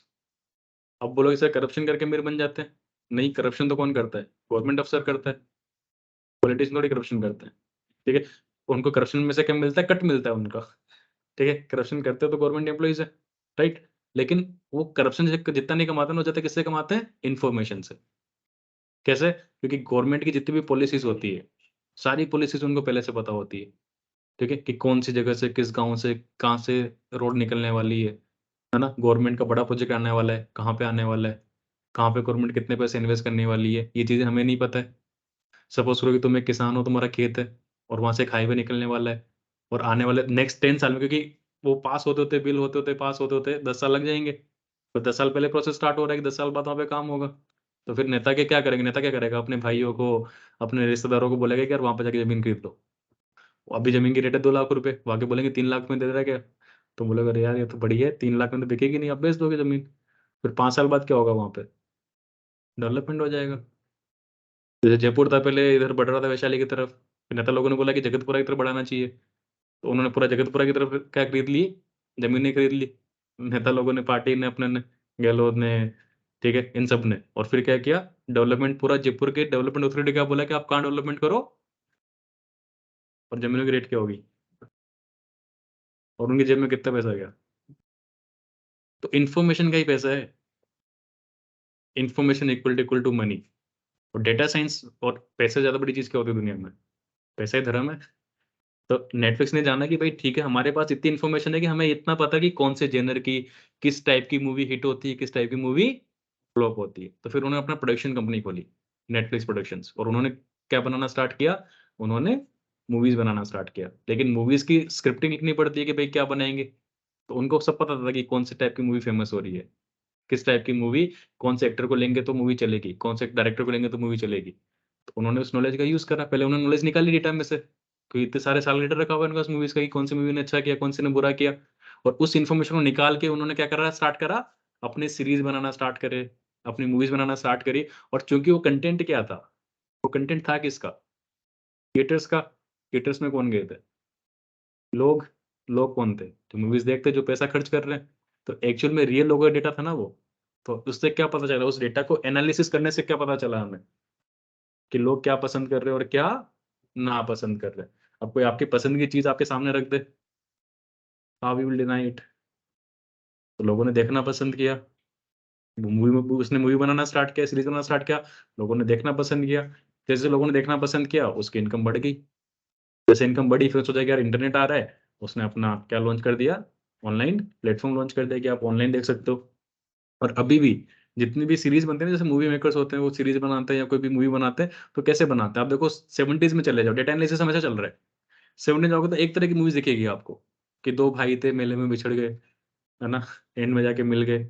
अभी आप आ जाओगे, फिर कभी गैंगस्टर के ऊपर चलने लग गई, है ना। तो इस तरह से जो टारगेट होता है ना, वो क्या होता है कि ऑडियंस किसको पसंद कर रही है। अभी आजकल की ऑडियंस डिफरेंट टाइप की मूवी पसंद करती है, उनको जेनेरिक मूवीज पसंद आता है, कोई बॉलीवुड मूवीज पिट रही है क्योंकि उनमें कंसेप्ट, पुराने वाले कंसेप्ट लगा रहे हैं और लोगों का टेस्ट चेंज हो गया। तो अगर वो पुरानी थ्योरी पे चलेंगे तो उनकी मूवी चलेगी नहीं। तो उनको दोबारा से ऑडियंस को असेस करने की तैयारी करनी चाहिए कि ऑडियंस क्या पसंद कर रही है। ये जानना बहुत जरूरी है, हमारा कस्टमर क्या पसंद कर रहा है, क्या ना पसंद कर रहा है, ये जानना बहुत जरूरी है। How will get to know it? By using data. देखो भाई, अगर मेरे को पता है, मेरे को पता करना है कि तुम मेरे को लाइक करते हो नहीं करते हो, तो ऐसे तुम्हारी शक्ल देख कर तो पता नहीं चलेगा ना कि लाइक करते हो नहीं करते हो। क्या करना पड़ेगा मेरे को? डेटा कलेक्ट करना पड़ेगा। तुम्हारे साथ बैठूंगा, पूछूंगा कि बता यार क्या दिक्कत है, मेरे से क्या चल रहा है, लाइक करते हैं नहीं लाइक करते। तो ये प्रोसेस है पहला, कि हम क्या कर सकते हैं। मैं एक बंदे को हायर कर सकता हूँ, स्टूडेंट बना के बैठा दूंगा क्लास में, बोलूंगा डेली गॉसिप किया कर, है ना। एक फेवरेट स्टूडेंट मेरा, वो डेली एक एक बंदे के पास बैठेगा, पूछेगा, अरे बुराई करेगा, अरे यार क्या कोर्स है, बेकार कोर्स है ना, ठीक है, ये तो सही नहीं कराते, ठीक है। तो उससे क्या होगा, वो इन्फॉर्मेशन कलेक्ट करेगा, वो इन्फॉर्मेशन मेरे पास आएगी, तो मेरे को पता चलेगा कि क्या रिव्यू चल रहा है, और मैं उससे क्या कर सकता हूँ, खुद को करेक्ट कर सकता हूँ। क्योंकि देखो, अगर तुम्हारा रिव्यू खराब चल रहा है तो मेरे को लॉन्ग रन पे नुकसान होगा, ठीक है। और तुम्हारा, अगर मेरे को पता लगे खराब चल रहा है, क्या खराब चल रहा है, मैं उस हिसाब से सही कर दूंगा। रिव्यू अच्छा हो गया तो मेरा आउटपुट अच्छा हो जाएगा, आउटपुट अच्छा होगा तो मेरी प्रॉफिट भी मेरा अच्छा हो जाएगा। और अगर मेरे को रिव्यू पता ही नहीं चला, मैं अपनी धुन में रह गया, अरे मैं तो बेस्ट हूँ, मैं तो मस्त, तुम पढ़ाते रहो जैसे पढ़ा रहे, तो अल्टीमेटली नुकसान किसको है? मेरे को ही है। पर डेटा कलेक्शन का प्रोसेस देखो, डेटा कलेक्शन पहला प्रोसेस है कि डेटा कलेक्ट कैसे करें। तो इसमें दो तरह के कलेक्शन होता है, प्राइमरी और सेकेंडरी। स्टार्टिंग में हम यही बात करेंगे कि प्राइमरी कलेक्शन क्या होता है और सेकेंडरी कलेक्शन क्या होता है। प्राइमरी क्या होता है कि आप डायरेक्ट डेटा कलेक्ट कर रहे हो, जो पुराना तरीका है ना, जो ओल्ड वे है। कौन सा? Primary collection. इसको क्या बोलते हैं? जैसे मैंने भी एग्जांपल दिया कि मेरे को, अब मेरे बहुत सारे बैच है, तो मैं उस बच्चे को सुबह से लेकर शाम तक हर बैच में बिठाऊंगा, या 4-5 स्टूडेंट लूंगा, ठीक है, उनसे डेटा कलेक्ट कराऊंगा, तो कितना लंबा प्रोसेस हो गया, कितना टाइम लगेगा डेटा आने में। वो एक दिन एक बंदे से बात कर रहा है और 1000 बंदे पढ़ा रहा हूँ, तो कितने लग गए? 1000 दिन लग जाएंगे उसको पूरा डेटा कलेक्ट करने में। फिर उसको कंसोलिडेट करेंगे, डेटा को एनालिसिस करेंगे, 1.5-2 साल लग गए एनालिसिस करने में। तो फायदा नहीं है ना फिर उसका, क्योंकि 2 साल में तो हो सकता है कंटेंट ही चेंज हो जाए, टेक्नोलॉजी चेंज हो जाए। 1 साल पुरानी टेक्नोलॉजी को हम अभी एनालिसिस कर रहे हैं, तो फायदा क्या है? ठीक है। तो प्राइमरी का मतलब क्या होता है, जहाँ पे मैन्युअली डेटा हम कलेक्ट करते हैं और direct person in person data हम कलेक्ट करते हैं, ठीक है। लेकिन ज्यादा फेमस कौन सा है? Secondary collection. सेकेंडरी क्या है कि सामने वाले को पता भी नहीं चले और हमने डेटा मिल जाए, ठीक है, सामने वाले को पता भी नहीं चले, डेटा मिल जाए, ठीक है। जैसे मैं क्लास के बाहर के माइक्रोफोन फिट कर दिए मैंने, ठीक है, टेबल्स के नीचे, बाहर जहाँ तुम बैठते हो वहां पे माइक्रोफोन फिट कर दिए, ठीक है, रिकॉर्ड कर लिया, और फिर मैंने डेटा कलेक्ट करा, तो एक साथ ही डेटा कलेक्ट हो जाएगा सबका। तो उसे क्या बोलेंगे अपन, ऐसा कर नहीं रखा है मैंने, ठीक है, तो उसे क्या बोलेंगे अपन, सेकेंडरी कलेक्शन ऑफ डेटा। कि तुम्हें पता भी नहीं तुम्हारा डेटा कलेक्ट हो रहा है। जैसे तुम बोलते हो ना, गूगल फ्री सर्विस दे रहा है, नहीं दे रहा है, गूगल तुमसे तुम्हारा डेटा ले रहा है। तुम फ्री के चक्कर में एप्लीकेशन इंस्टॉल कर लेते हो, वो तुम्हें ट्रैक कर रहा है 24 घंटे कि तुमने दिन में कितनी बार कौन सी एप्लीकेशन खोली, ठीक है, तुमने कितनी देर यूट्यूब पे बताए, कितनी देर यूट्यूब पे कौन सी वीडियो पे, किस टाइप की वीडियो पे टेक्स्ट भी होते हैं कि किस टाइप की वीडियो, कितने मिनट आपने कौन सा कंटेंट देखा।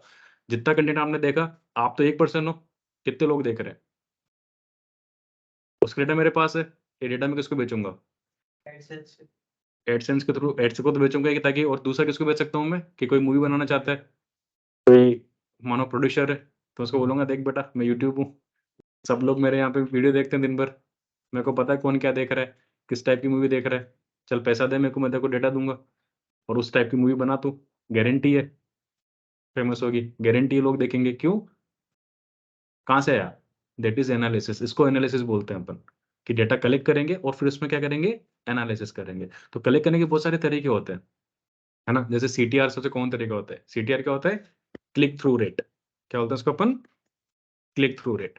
कि वेबसाइट में देखो ना, कि वेबसाइट पे भी पैसा कमाया जाता है। वेबसाइट पे आप कितनी देर कौन सा कंटेंट पढ़ते हो, आप देखो ना, कि आप जैसे मूवीज डाउनलोड करते हो या किसी वेबसाइट के लिंक आपको हर जगह मिल जाते हैं, कि लिंक क्लिक करो, क्लिक करो, क्लिक करो, क्लिक करो, पूरी दुनिया आपको क्लिक कराना चाहती है कि इस पे क्लिक करो, उस पे क्लिक करो, फलाना क्लिक करो, ढिमकाना क्लिक करो, और हर क्लिक पे पैसा मिलता है। जिस वेबसाइट की लिंक पे आप क्लिक कर रहे हो, उस वेबसाइट को पैसा मिलता है एडसेंस के थ्रू। पर क्लिक से फायदा क्या होता है कि उस क्लिक पे आप देखो बहुत सारे तरह के एड दिख रहे हैं, कुछ एड आप पसंद करोगे, बहुत सारा कंटेंट है ना, अलग अलग कंटेंट होता है कि अगले जन्म में आप कैसे दिखोगे, है ना। उस साइट पे ले जाने का तरीका है आपको, और वो ये पता करना चाहते हैं कि वो कंटेंट जो है ना, उस कंटेंट को आप कितनी देर पढ़ रहे हो। आपने 2 सेकंड पढ़ के हटा दिया, मतलब आपको उसमें इंटरेस्ट नहीं है। आपने 5 मिनट तक साइट पे स्क्रॉल करते रहे आप, इसका मतलब आपको उस कंटेंट में क्या है, इंटरेस्ट है। इंटरेस्ट है तो हमें पता लगे तुम्हें क्या पसंद है, और अब हम चाहे जो काम करा सकते हैं, तुम चाहे जो चीज़ हम तुम्हें बेच सकते हैं, है ना। जैसे हमें नुकसान किससे होता है, दुश्मन से या दोस्त से? दोस्त से नुकसान होता है। सबसे बड़ा दुश्मन कौन है आपका? जो आपको सबसे ज्यादा जानता है, क्योंकि उसको हर एक चीज पता है कि तुम क्या करते हो, तुम्हें किसी से हर्ट होता है ना। सबसे बुरा दुश्मन ही बन सकता है। हाँ, सबसे बुरा दुश्मन, वही तो बोल रहा हूँ कि देखो दुश्मन कौन बन सकता है, तुम्हें मैनिपुलेट कौन कर सकता है, बताओ, हु कैन मैनिपुलेट यू? मैं तुम्हें बोल दूं कि भाई 50,000 को दे दो मेरे को, मैं तुम्हें जॉब ला दूंगा, तुम नहीं मानोगे। मैं कौन लगता हूँ तुम्हारा जो तुम मानोगे? ठीक है, और मेरे पास मैं खुद तुम्हारी कमजोरी नहीं पता है, मैं जानता हूँ तुम्हारे बारे में कि तुम 50 दे भी सकते हो, नहीं दे सकते हो।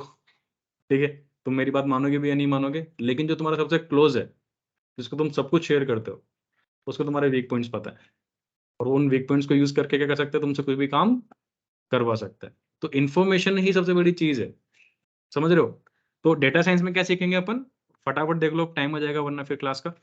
सबसे पहली चीज क्या सीखेंगे, डेटा कलेक्शन। इसके लिए बहुत सारी चीजें होती है, बहुत सारे टूल्स होते हैं। जैसे फॉर एग्जांपल डेटा कहाँ कहाँ से आएगा, एक कॉमन तरीका होता है कहाँ से आएगा, डेटाबेस से आएगा।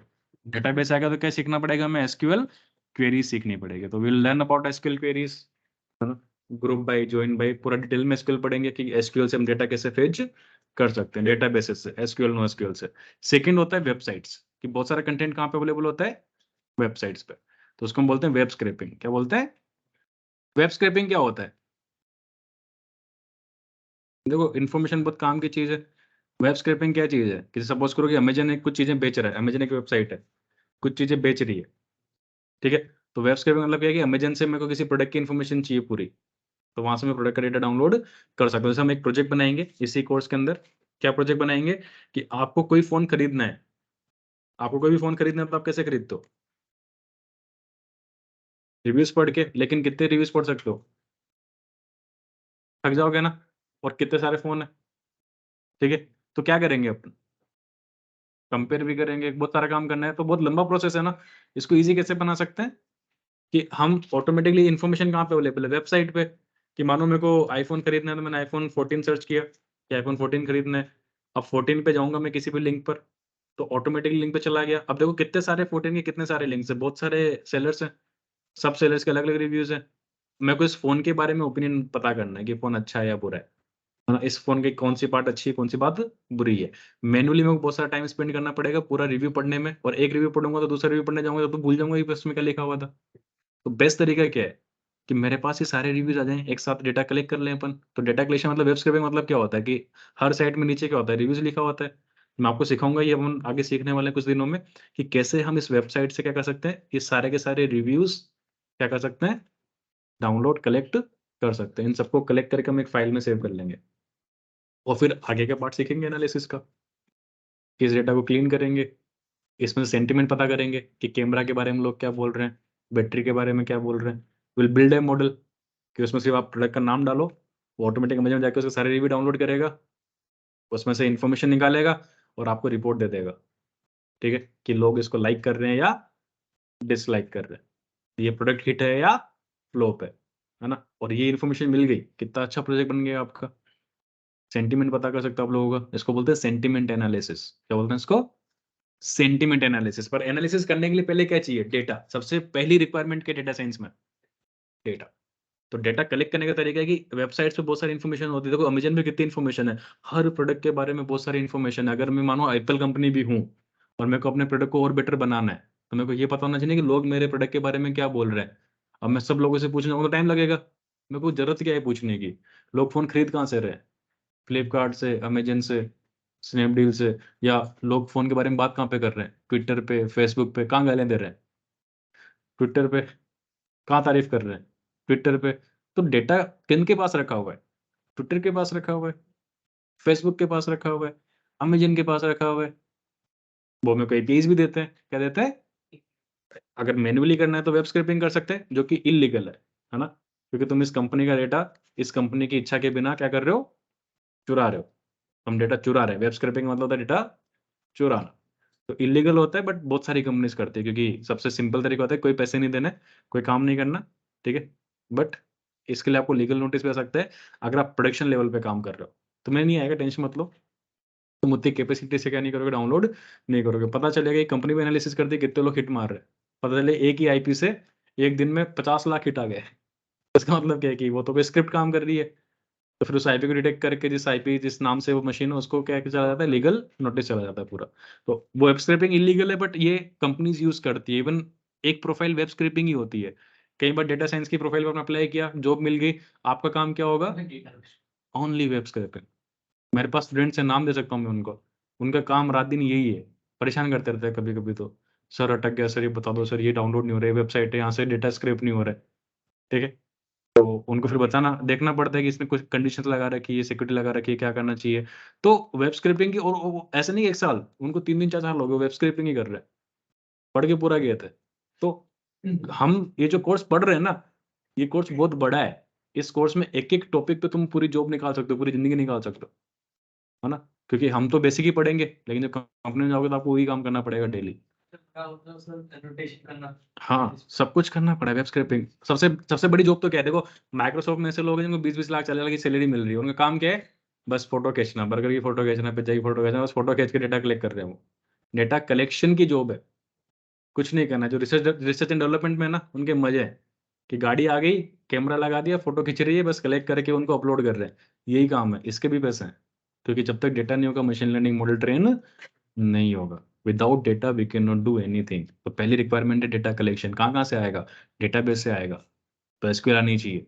वेब स्क्रैपिंग से आएगा तो पाइथन आनी चाहिए, कोडिंग आनी चाहिए। कोडिंग हमने क्यों सीखी, इतना एम्फेसिस क्यों किया कोडिंग पे, क्योंकि अगर तुम्हें कोडिंग नहीं आती तो तुम वेब स्क्रैपिंग, तुम्हें बहुत सारा इफ-एल्स, बहुत सारे लूप, बहुत सारा दिमाग लगाना पड़ेगा।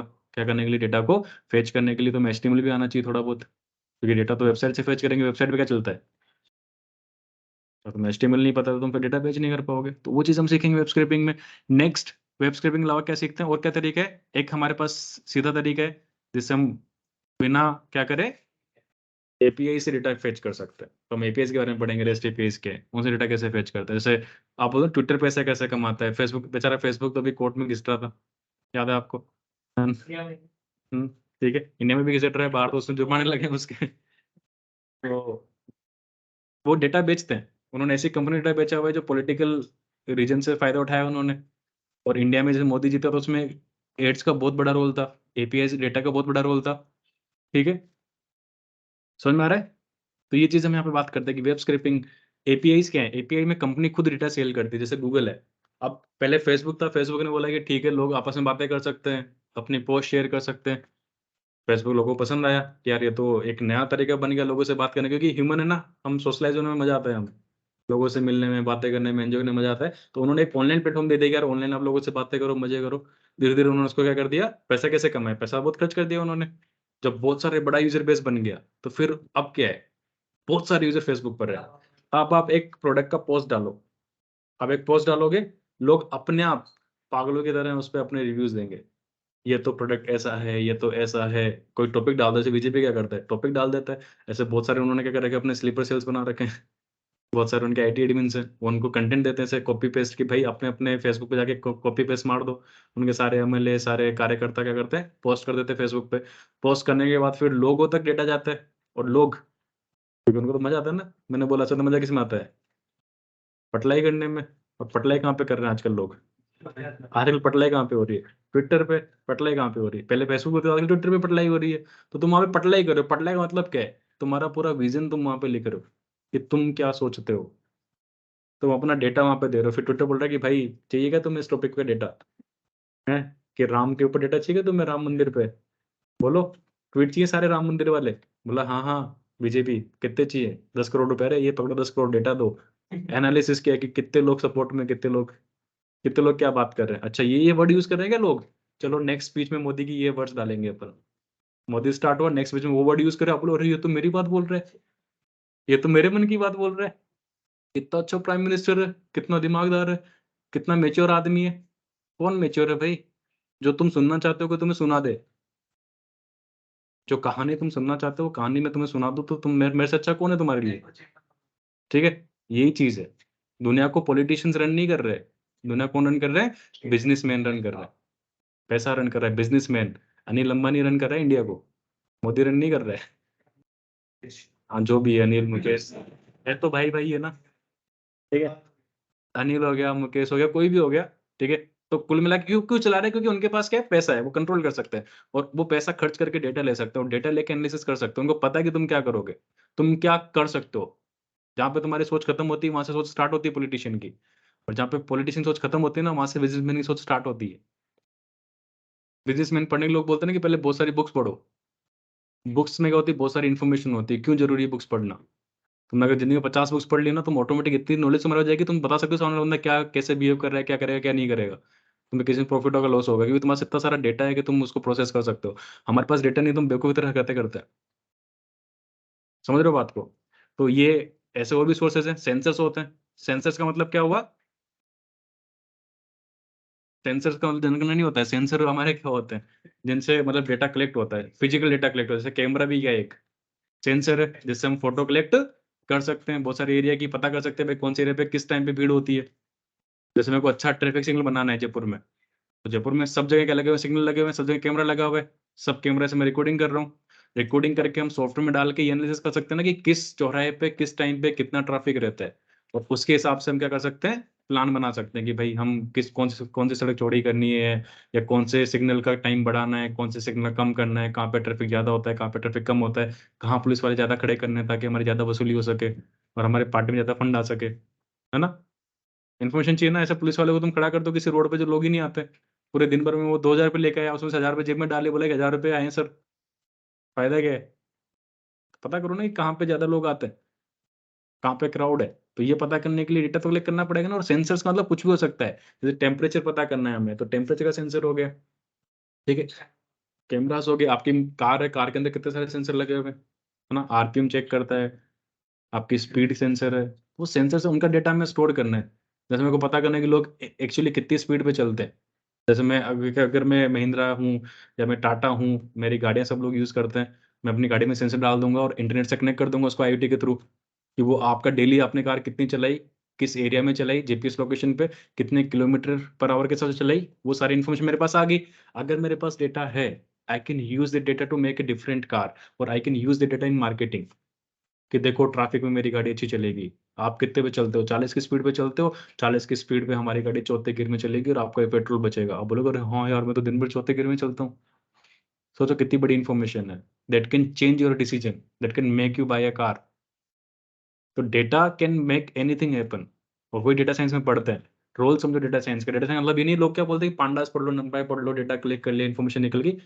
पूरे दिन बात करो आप, 4-5 दिन बात कर लो डेटा साइंस पे, कितना बड़ा रोल है, समझना बहुत जरूरी है कि डेटा कितना इंपॉर्टेंट है। सेंसर का मतलब क्या है, फिजिकल हार्डवेयर जिनसे हम डेटा कलेक्ट कर सकते हैं। माइक्रोफोन की बात करता ना मैं, माइक्रोफोन भी क्या है, सेंसर है, हम उससे डेटा कलेक्ट कर रहे हैं। तो सेंसर डेटा कैसे कलेक्ट करें उसकी बात कर सकते हैं।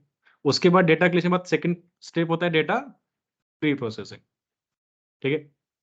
डेटा प्री प्रोसेसिंग क्या होती है?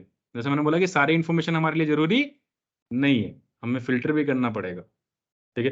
तो प्री प्रोसेसिंग मतलब होता है, मेनली इसको हम बोलते हैं फिल्टरिंग। इसके बहुत सारे नाम भी मैं बताऊंगा आगे, जैसे डेटा इंजीनियरिंग बोल दिया, ठीक है, हमने इसको डेटा व्रेंगलिंग बोल दिया, ठीक है। ऐसे बहुत सारे नाम इसको होते हैं, बट आप बोल सकते हो data pre processing, data cleaning भी बोल सकते हो।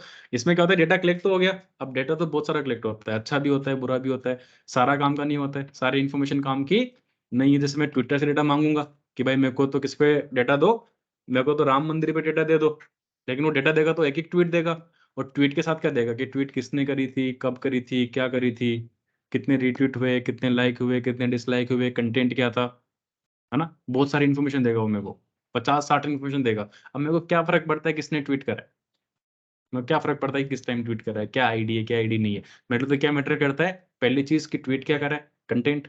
दूसरा, कितने उसको रीट्वीट मिले, कितने उसको रीशेयर मिले। 3 इन्फॉर्मेशन काम की है। ट्विटर ने मेरे को 100 इन्फॉर्मेशन दी एक ट्वीट के बारे में, एक ट्वीट से मेरे को सिर्फ 3 इन्फॉर्मेशन निकालनी है, क्योंकि अगर मैं 100 इन्फॉर्मेशन को स्टोर करूंगा तो मेरा साइज भी बढ़ेगा, कि 1 टेराबाइट 2 टेराबाइट उसको स्टोर करने के लिए मेरे को ज्यादा स्पेस यूज करना पड़ेगा। जब प्रोसेस करूंगा मशीन लर्निंग में तो ज्यादा टाइम लगेगा प्रोसेस करने में, डेटा ज्यादा है। जितना ज्यादा डेटा होगा उतना ज्यादा क्या लगेगा, हमें रिसोर्स लगेगा उसको क्या करने के लिए, प्रोसेस करने के लिए। तो हम पहले डेटा को क्लीन कर लेते हैं कि यार हमारे ऑब्जेक्टिव के हिसाब से। डेटा तो देखो, डेटा तो हर एक इन्फॉर्मेशन बहुत काम की है, हम ऐसा नहीं बोल सकते कि डेटा काम का नहीं है, हर एक चीज काम की है। लेकिन हमारा जो ऑब्जेक्टिव है कि मेरे को क्या, ठीक है, मेरे को क्या सिलेक्ट करना है, तो उसके लिए क्या करेंगे अपन, क्या चाहिए उसके लिए हमें? उसके लिए हमें उसको क्लीन करना जरूरी है। कितनी इन्फॉर्मेशन हमारे लिए? हाँ, जैसे मैं बोल कि तुम्हें पाइथन पढ़ना है, पाइथन हमने पढ़ा, वो क्लीन ही पढ़ा है। पढ़ने में तो क्या है, बहुत सारा है, लेकिन वो हमारे लिए इतना इंपॉर्टेंट नहीं। समझ आ रहा है? तो इसको हम क्या बोलेंगे? Data pre processing. इसमें फिल्टरिंग होती है, हम क्लीन करते हैं डेटा को। जैसे मान लो आपने 1 टेराबाइट डेटा डाउनलोड करा एपीआई से, या आपने डेटाबेस से 1 टेराबाइट डेटा लिया, सारा काम का नहीं है, कुछ इन्फॉर्मेशन काम की, तो आपने क्लीन करके उसको कितना बना दिया, 2 GB 10 GB का डेटा आपने बना दिया, फिर कितना ही काम करता आपका, तो आगे आपका कॉस्ट कितना बच जाएगा। ठीक है, ये सबसे ज्यादा काम यही पे होता है। 80% वर्क जो होता है ना डेटा साइंस मशीन लर्निंग में, यहीं तक होता है, डेटा कलेक्शन और प्री प्रोसेसिंग, और ये सबसे मेन काम है जिसको लोग इग्नोर करते हैं। लोग पढ़ने जाते हैं मशीन लर्निंग, एआई, भाई वो तो 10% काम है, वो तो कोई भी कर देगा, तो तुम्हें करने की जरूरत भी नहीं है।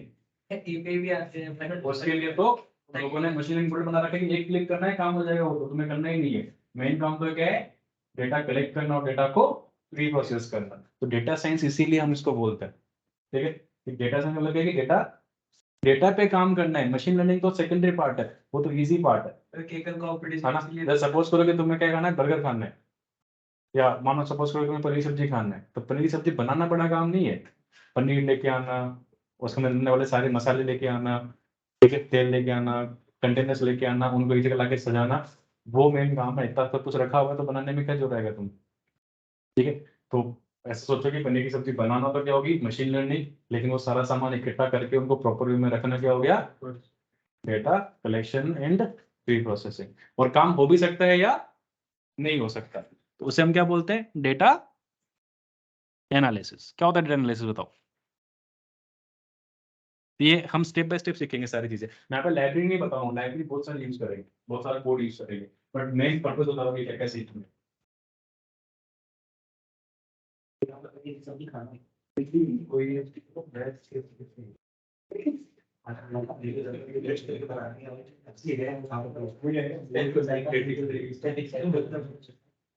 है डेटा एनालिसिस।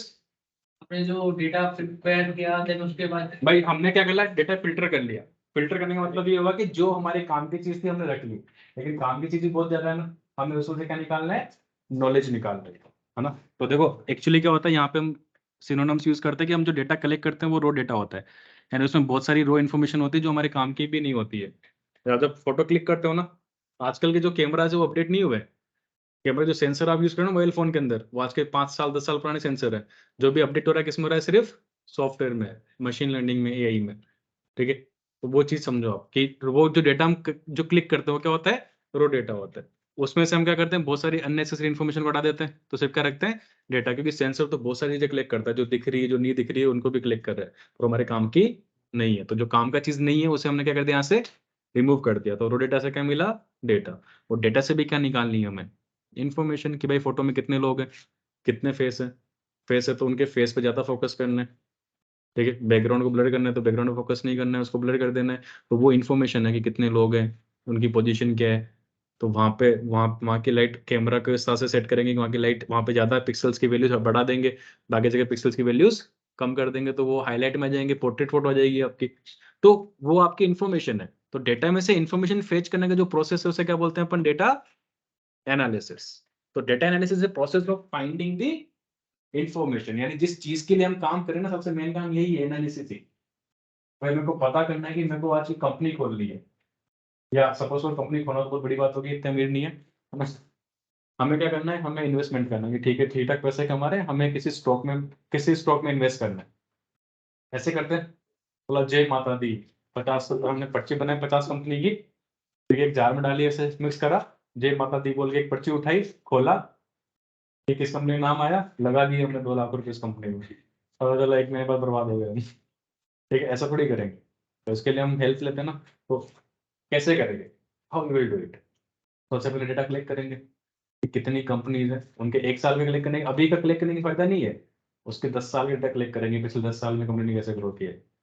तो हर एक पहले कंपनी सेलेक्ट करेंगे, 10 20 30 जितनी भी चाहिए, 100 कंपनी सेलेक्ट करी, उन कंपनीज का स्टॉक का डेटा कलेक्ट करोगे। डेटा कलेक्ट करने के बाद हर एक कंपनी पे क्या करोगे, एनालिसिस, हर एक कंपनी का एनालिसिस करोगे कि ऑल ओवर इतने सालों में उसने नेट प्रॉफिट कितना बनाया, नेट लॉस कितना बनाया, और एक्चुअली वो कौन कौन से सेक्टर में इन्वेस्ट कर दिए, उन सेक्टर की ग्रोथ देखोगे पिछले 5 साल में ग्रोथ कैसे हो रही है। किस में ग्रोथ डाउन जा रही है, किस में ग्रोथ अप जा रही है ना, कौन से लेटेस्ट फैक्टर्स हैं, कौन से ऐसे सेक्टर है जो आगे जाके नुकसान दे सकते हैं, और ये हर कंपनी वाले डिटेल इन्फॉर्मेशन बनाएंगे ना अपन। फिर हमें पता करना है कि इस डिटेल इन्फॉर्मेशन में सबसे टॉप पे 3 कंपनी कौन सी आ रही है। जो टॉप 3 कंपनीज आ रही है उन पे हम क्या लगाएंगे, पैसा लगाएंगे। हो सकता है कि वो कंपनीज ऐसी हो जिनको हमने कभी सुना ही नहीं हो नाम। लोग लगता है कि यार रिलायंस पे लगा तो, टाटा पे लगा तो बढ़िया रिटर्न मिल जाएगा, मिलता होगा रिटर्न, लेकिन दुनिया में ऐसी कंपनीज भी होगी जो स्टार्टअप्स होंगे जो आपको काफी ज्यादा क्या दे सकते हैं, रिटर्न दे सकते हैं, बट आपको उसके बारे में पता नहीं है। उसके लिए आपको करना पड़ता है, एनालिसिस करना पड़ता है। एमबीए की डिग्री यही तो काम करवाती है आपसे, ठीक है। तो वो डेटा साइंस का काम भी यही होता है कि डेटा को क्या करना है, एनालिसिस, मतलब कि क्वेश्चन का आंसर करना है। जैसे आईपीएल टीम खरीदनी है आपको, तो कौन से प्लेयर को कितने रुपए दोगे आप, कैसे पता चलेगा, उसके रिकॉर्ड से। तो एनालिसिस मतलब क्या, रिकॉर्ड तो सबके रखे हुए हैं। रिकॉर्ड तो पता है, एक बंदा रणजी भी खेलता है ना, वो क्लब के मैच भी खेलता है, ठीक है, वो इंडिया ए के लिए भी मैच खेलता है, वो इंटरनेशनल मैच भी खेलता है, बाहर जाके भी वो बहुत सारे मैच खेलता है। तो डेटा कलेक्ट करोगे, पता था डेटा मेरे पास, तो वो तो मेरा क्या होगा, डेटा होगा किसी पर्टिकुलर प्लेयर के बारे में कि उसने आज तक जिंदगी में जितने मैच खेले हैं सब डेटा ले लिया, किस किस बॉलर के खिलाफ खेले। और फिर उस डेटा को हम क्या करेंगे, उस डेटा में से क्या निकालेंगे, इन्फॉर्मेशन। इन्फॉर्मेशन क्या होगी कि वो प्लेयर कितना सक्सेसफुल है और कितना फेलियर है, ऑल ओवर। और हम उसके हिसाब से क्या क्या सेट करेंगे, उसकी प्राइस कि यार हम मैक्सिमम उसको कितना ले सकते हैं। फिर और स्टेट्स कभी झूठ नहीं बोलते है ना, डेटा कभी झूठ नहीं बोलता है ना। हिस्ट्री रिपीट्स इटसेल्फ, सुना है ना आपने कहावत, बड़े बुड्ढों ने बोला है तो सही बोला होगा, ठीक है। ये हिस्ट्री रिपीट्स इटसेल्फ। जैसे आज के 100 साल पहले भी क्या आया था, प्लेग आया था, लोग मर गए थे। हमने सोचा कि प्लेग दोबारा नहीं आएगा, हम तो बहुत आगे भी निकल गई है हमारी सभ्यता, मेडिकल फैसिलिटीज पर। कोरोना ने क्या किया, मौका कर दिया वापस से। हालांकि हमने काफी लोगों को बचा लिया, बट फिर भी औकात कर लेगी एक बार कि भाई तुम कितने एडवांस हो जाओ। History repeats. तो ये चीज होती है डेटा के अंदर भी, ट्रेंड्स इनको बोलते हैं ट्रेंड्स। वो ट्रेंड्स बार बार क्या होते हैं, रिपीट होते हैं, और ये रिपीटेशन हमें फाइंड करना होता है, ये हमें एनालिसिस करना होता है कि डेटा किस तरह से मूव कर रहा है और फ्यूचर में क्या हो सकता है, फ्यूचर प्रिडिक्ट करना है। वो का पार्ट किसमें आता है हमारा, डेटा एनालिसिस में। यहाँ बहुत सारी एनालिसिस होती है, डिस्क्रिप्टिव एनालिसिस होता है, इन्फॉर्मेशन एनालिसिस होता है, प्रिडिक्टिव एनालिसिस होता है। Will talk about them in details जब हम इस टॉपिक के बारे में क्या करेंगे, बात करेंगे। और एनालिसिस करते हुए हम किसकी हेल्प लेते हैं, डेटा विजुअलाइजेशन की हेल्प लेते हैं। तो आज इतने समझते हैं, इसके आगे का प्रोसेस कल समझेंगे ना। तो डेटा विजुअलाइजेशन, विजुअलाइजेशन क्या होता है, आपके ग्राफ होते हैं। क्योंकि हमारा दिमाग क्या समझता है, इमेजेस ज्यादा बेटर अंडरस्टैंड करता है रादर देन फैक्चुअल इंफॉर्मेशन। मैं आपको टेबल दे दूं और मैं आपको एक इमेज दे दूं, ज्यादा बढ़िया कौन अच्छा होता है, मीम ज्यादा फेमस है या फिर कंटेंट जोक्स। क्योंकि जोक पढ़ने में जो रहा था ना, जो आपके दिमाग को, ब्रेन को टाइम लगता है बहुत सारा। यार इतनी इन्फॉर्मेशन पढ़ेंगे, फिर उसको परसीव करेंगे, समझेंगे, फिर 1 मिनट बाद हंसेंगे, मतलब हाँ हाँ क्या जोक था, ठीक है। मीम देखेंगे तो उसमें इमेज बनी हुई है, तो ऑटोमेटिक इमेज देख के समझ जाते हैं कि अच्छा ऐसा हो रहा है, और क्या बात कर रही है, राइट। तो सेम चीज है कि डेटा एनालिसिस मतलब है वो वाला फैक्टर कि आप जोक बता रहे हो किसी को, रिटर्न में जोक दे रहे हो, तो रिटर्न में जोक पढ़ने में क्या लगेगा, हमें बहुत सारा टाइम लगेगा। इन्फॉर्मेशन पूरी है उसमें, और उसको समझने में, अंडरस्टैंड करने में टाइम लगेगा। और उसी को अगर मैं डायग्राम में शो कर दूं तो उसको हम बोलते हैं चार्ट या ग्राफ्स, प्लॉट्स बोलते हैं। तो प्लॉट्स क्या होते हैं हमारे, बेसिकली विजुअलाइजेशन होती है। हमने डेटा को क्या कर दिया, ग्राफिकली शो कर दिया, और उसमें डेटा को आप एक साथ देख सकते हो। मैं आगे प्रैक्टिकल एग्जांपल भी दूंगा, कल हम कोड लिख के बताऊंगा आपको मैं कि आपको क्या इन्फॉर्मेशन मिल रही है, आप बताना मेरे को, है ना। कल कुछ प्रैक्टिकल काम भी करेंगे, आप यहाँ तक का काम प्रैक्टिकल करेंगे कल, हालांकि सीखेंगे उसको बाद में। जैसे हमने पाइथन बनाने के लिए पहले आपको मैंने कैमरा चलाना सिखा दिया था, टर्टल से कुछ बनाना सिखा दिया था ना, तो वैसा ही कुछ कल करेंगे। हम कुछ डेटा लेंगे, उस डेटा में से कुछ इन्फॉर्मेशन निकालना सीखेंगे, और फिर वो सीखते सीखते में बहुत सारा टाइम लगेगा, ठीक है ना। कोई क्वेश्चन है किसी का, कुछ पूछना है। मैथ कैसी आएगी, मैथ ज्यादा नहीं आएगी, जितनी आएगी हम पढ़ लेंगे, ठीक है सर। अरे मैथ्स का मतलब ये है कि जितनी ज्यादा अच्छी मैथ्स हो उतने अच्छे पैसे। मैथ्स तुम्हें बिल्कुल भी नहीं आती है तो भी तुम डेटा साइंस पढ़ सकते हो, तो भी तुम जॉब कर सकते हो, ऐसे कोई दिक्कत वाली बात नहीं है। पर मेरा कहने का मतलब है टाइम लगेगा। टॉपिक में देखो, प्रोबेबिलिटी है, लीनियर अलजेब्रा है, ठीक है, स्टैटिस्टिक्स है, 3 टॉपिक, और कैलकुलस। कैलकुलस नहीं पढ़ना है, छोड़ दो उसको, जरूरत नहीं है हमें। हम क्योंकि हम प्रैक्टिकल सीख रहे हैं, तो 3 टॉपिक हम पढ़ेंगे नॉर्मली, प्रोबेबिलिटी, स्टैटिस्टिक्स और लीनियर अलजेब्रा, ठीक है। चलो और कोई क्वेश्चन है किसी का? ठीक है फिर कल कंटिन्यू करते हैं। Bye bye guys, take care. 3 दिन होगी क्लास। क्लास होगी हमारी ट्यूसडे, थर्सडे और सैटरडे। रेगुलर नहीं है। ठीक है ना? अच्छा कल सर फिर कल शायद नहीं हो, अपडेट आ जाएगा आपके पास। ठीक है, कल सैटरडे से नहीं होगी। अलग से आप टीम बनाएंगे या फिर टीम बनेगी अलग से, जो भी इनरोल्ड है वो अमीशी को बता देना, वो आपको टीम में ऐड कर देगी। ठीक है, टाइम 5:30 to 7 फिलहाल तो यही है, आगे चेंज होगा तो आपको अपडेट मिल जाएगा ना। ठीक है ना? ठीक है गाइस, सब लोग लीव कर सकते हैं। Thank you for joining.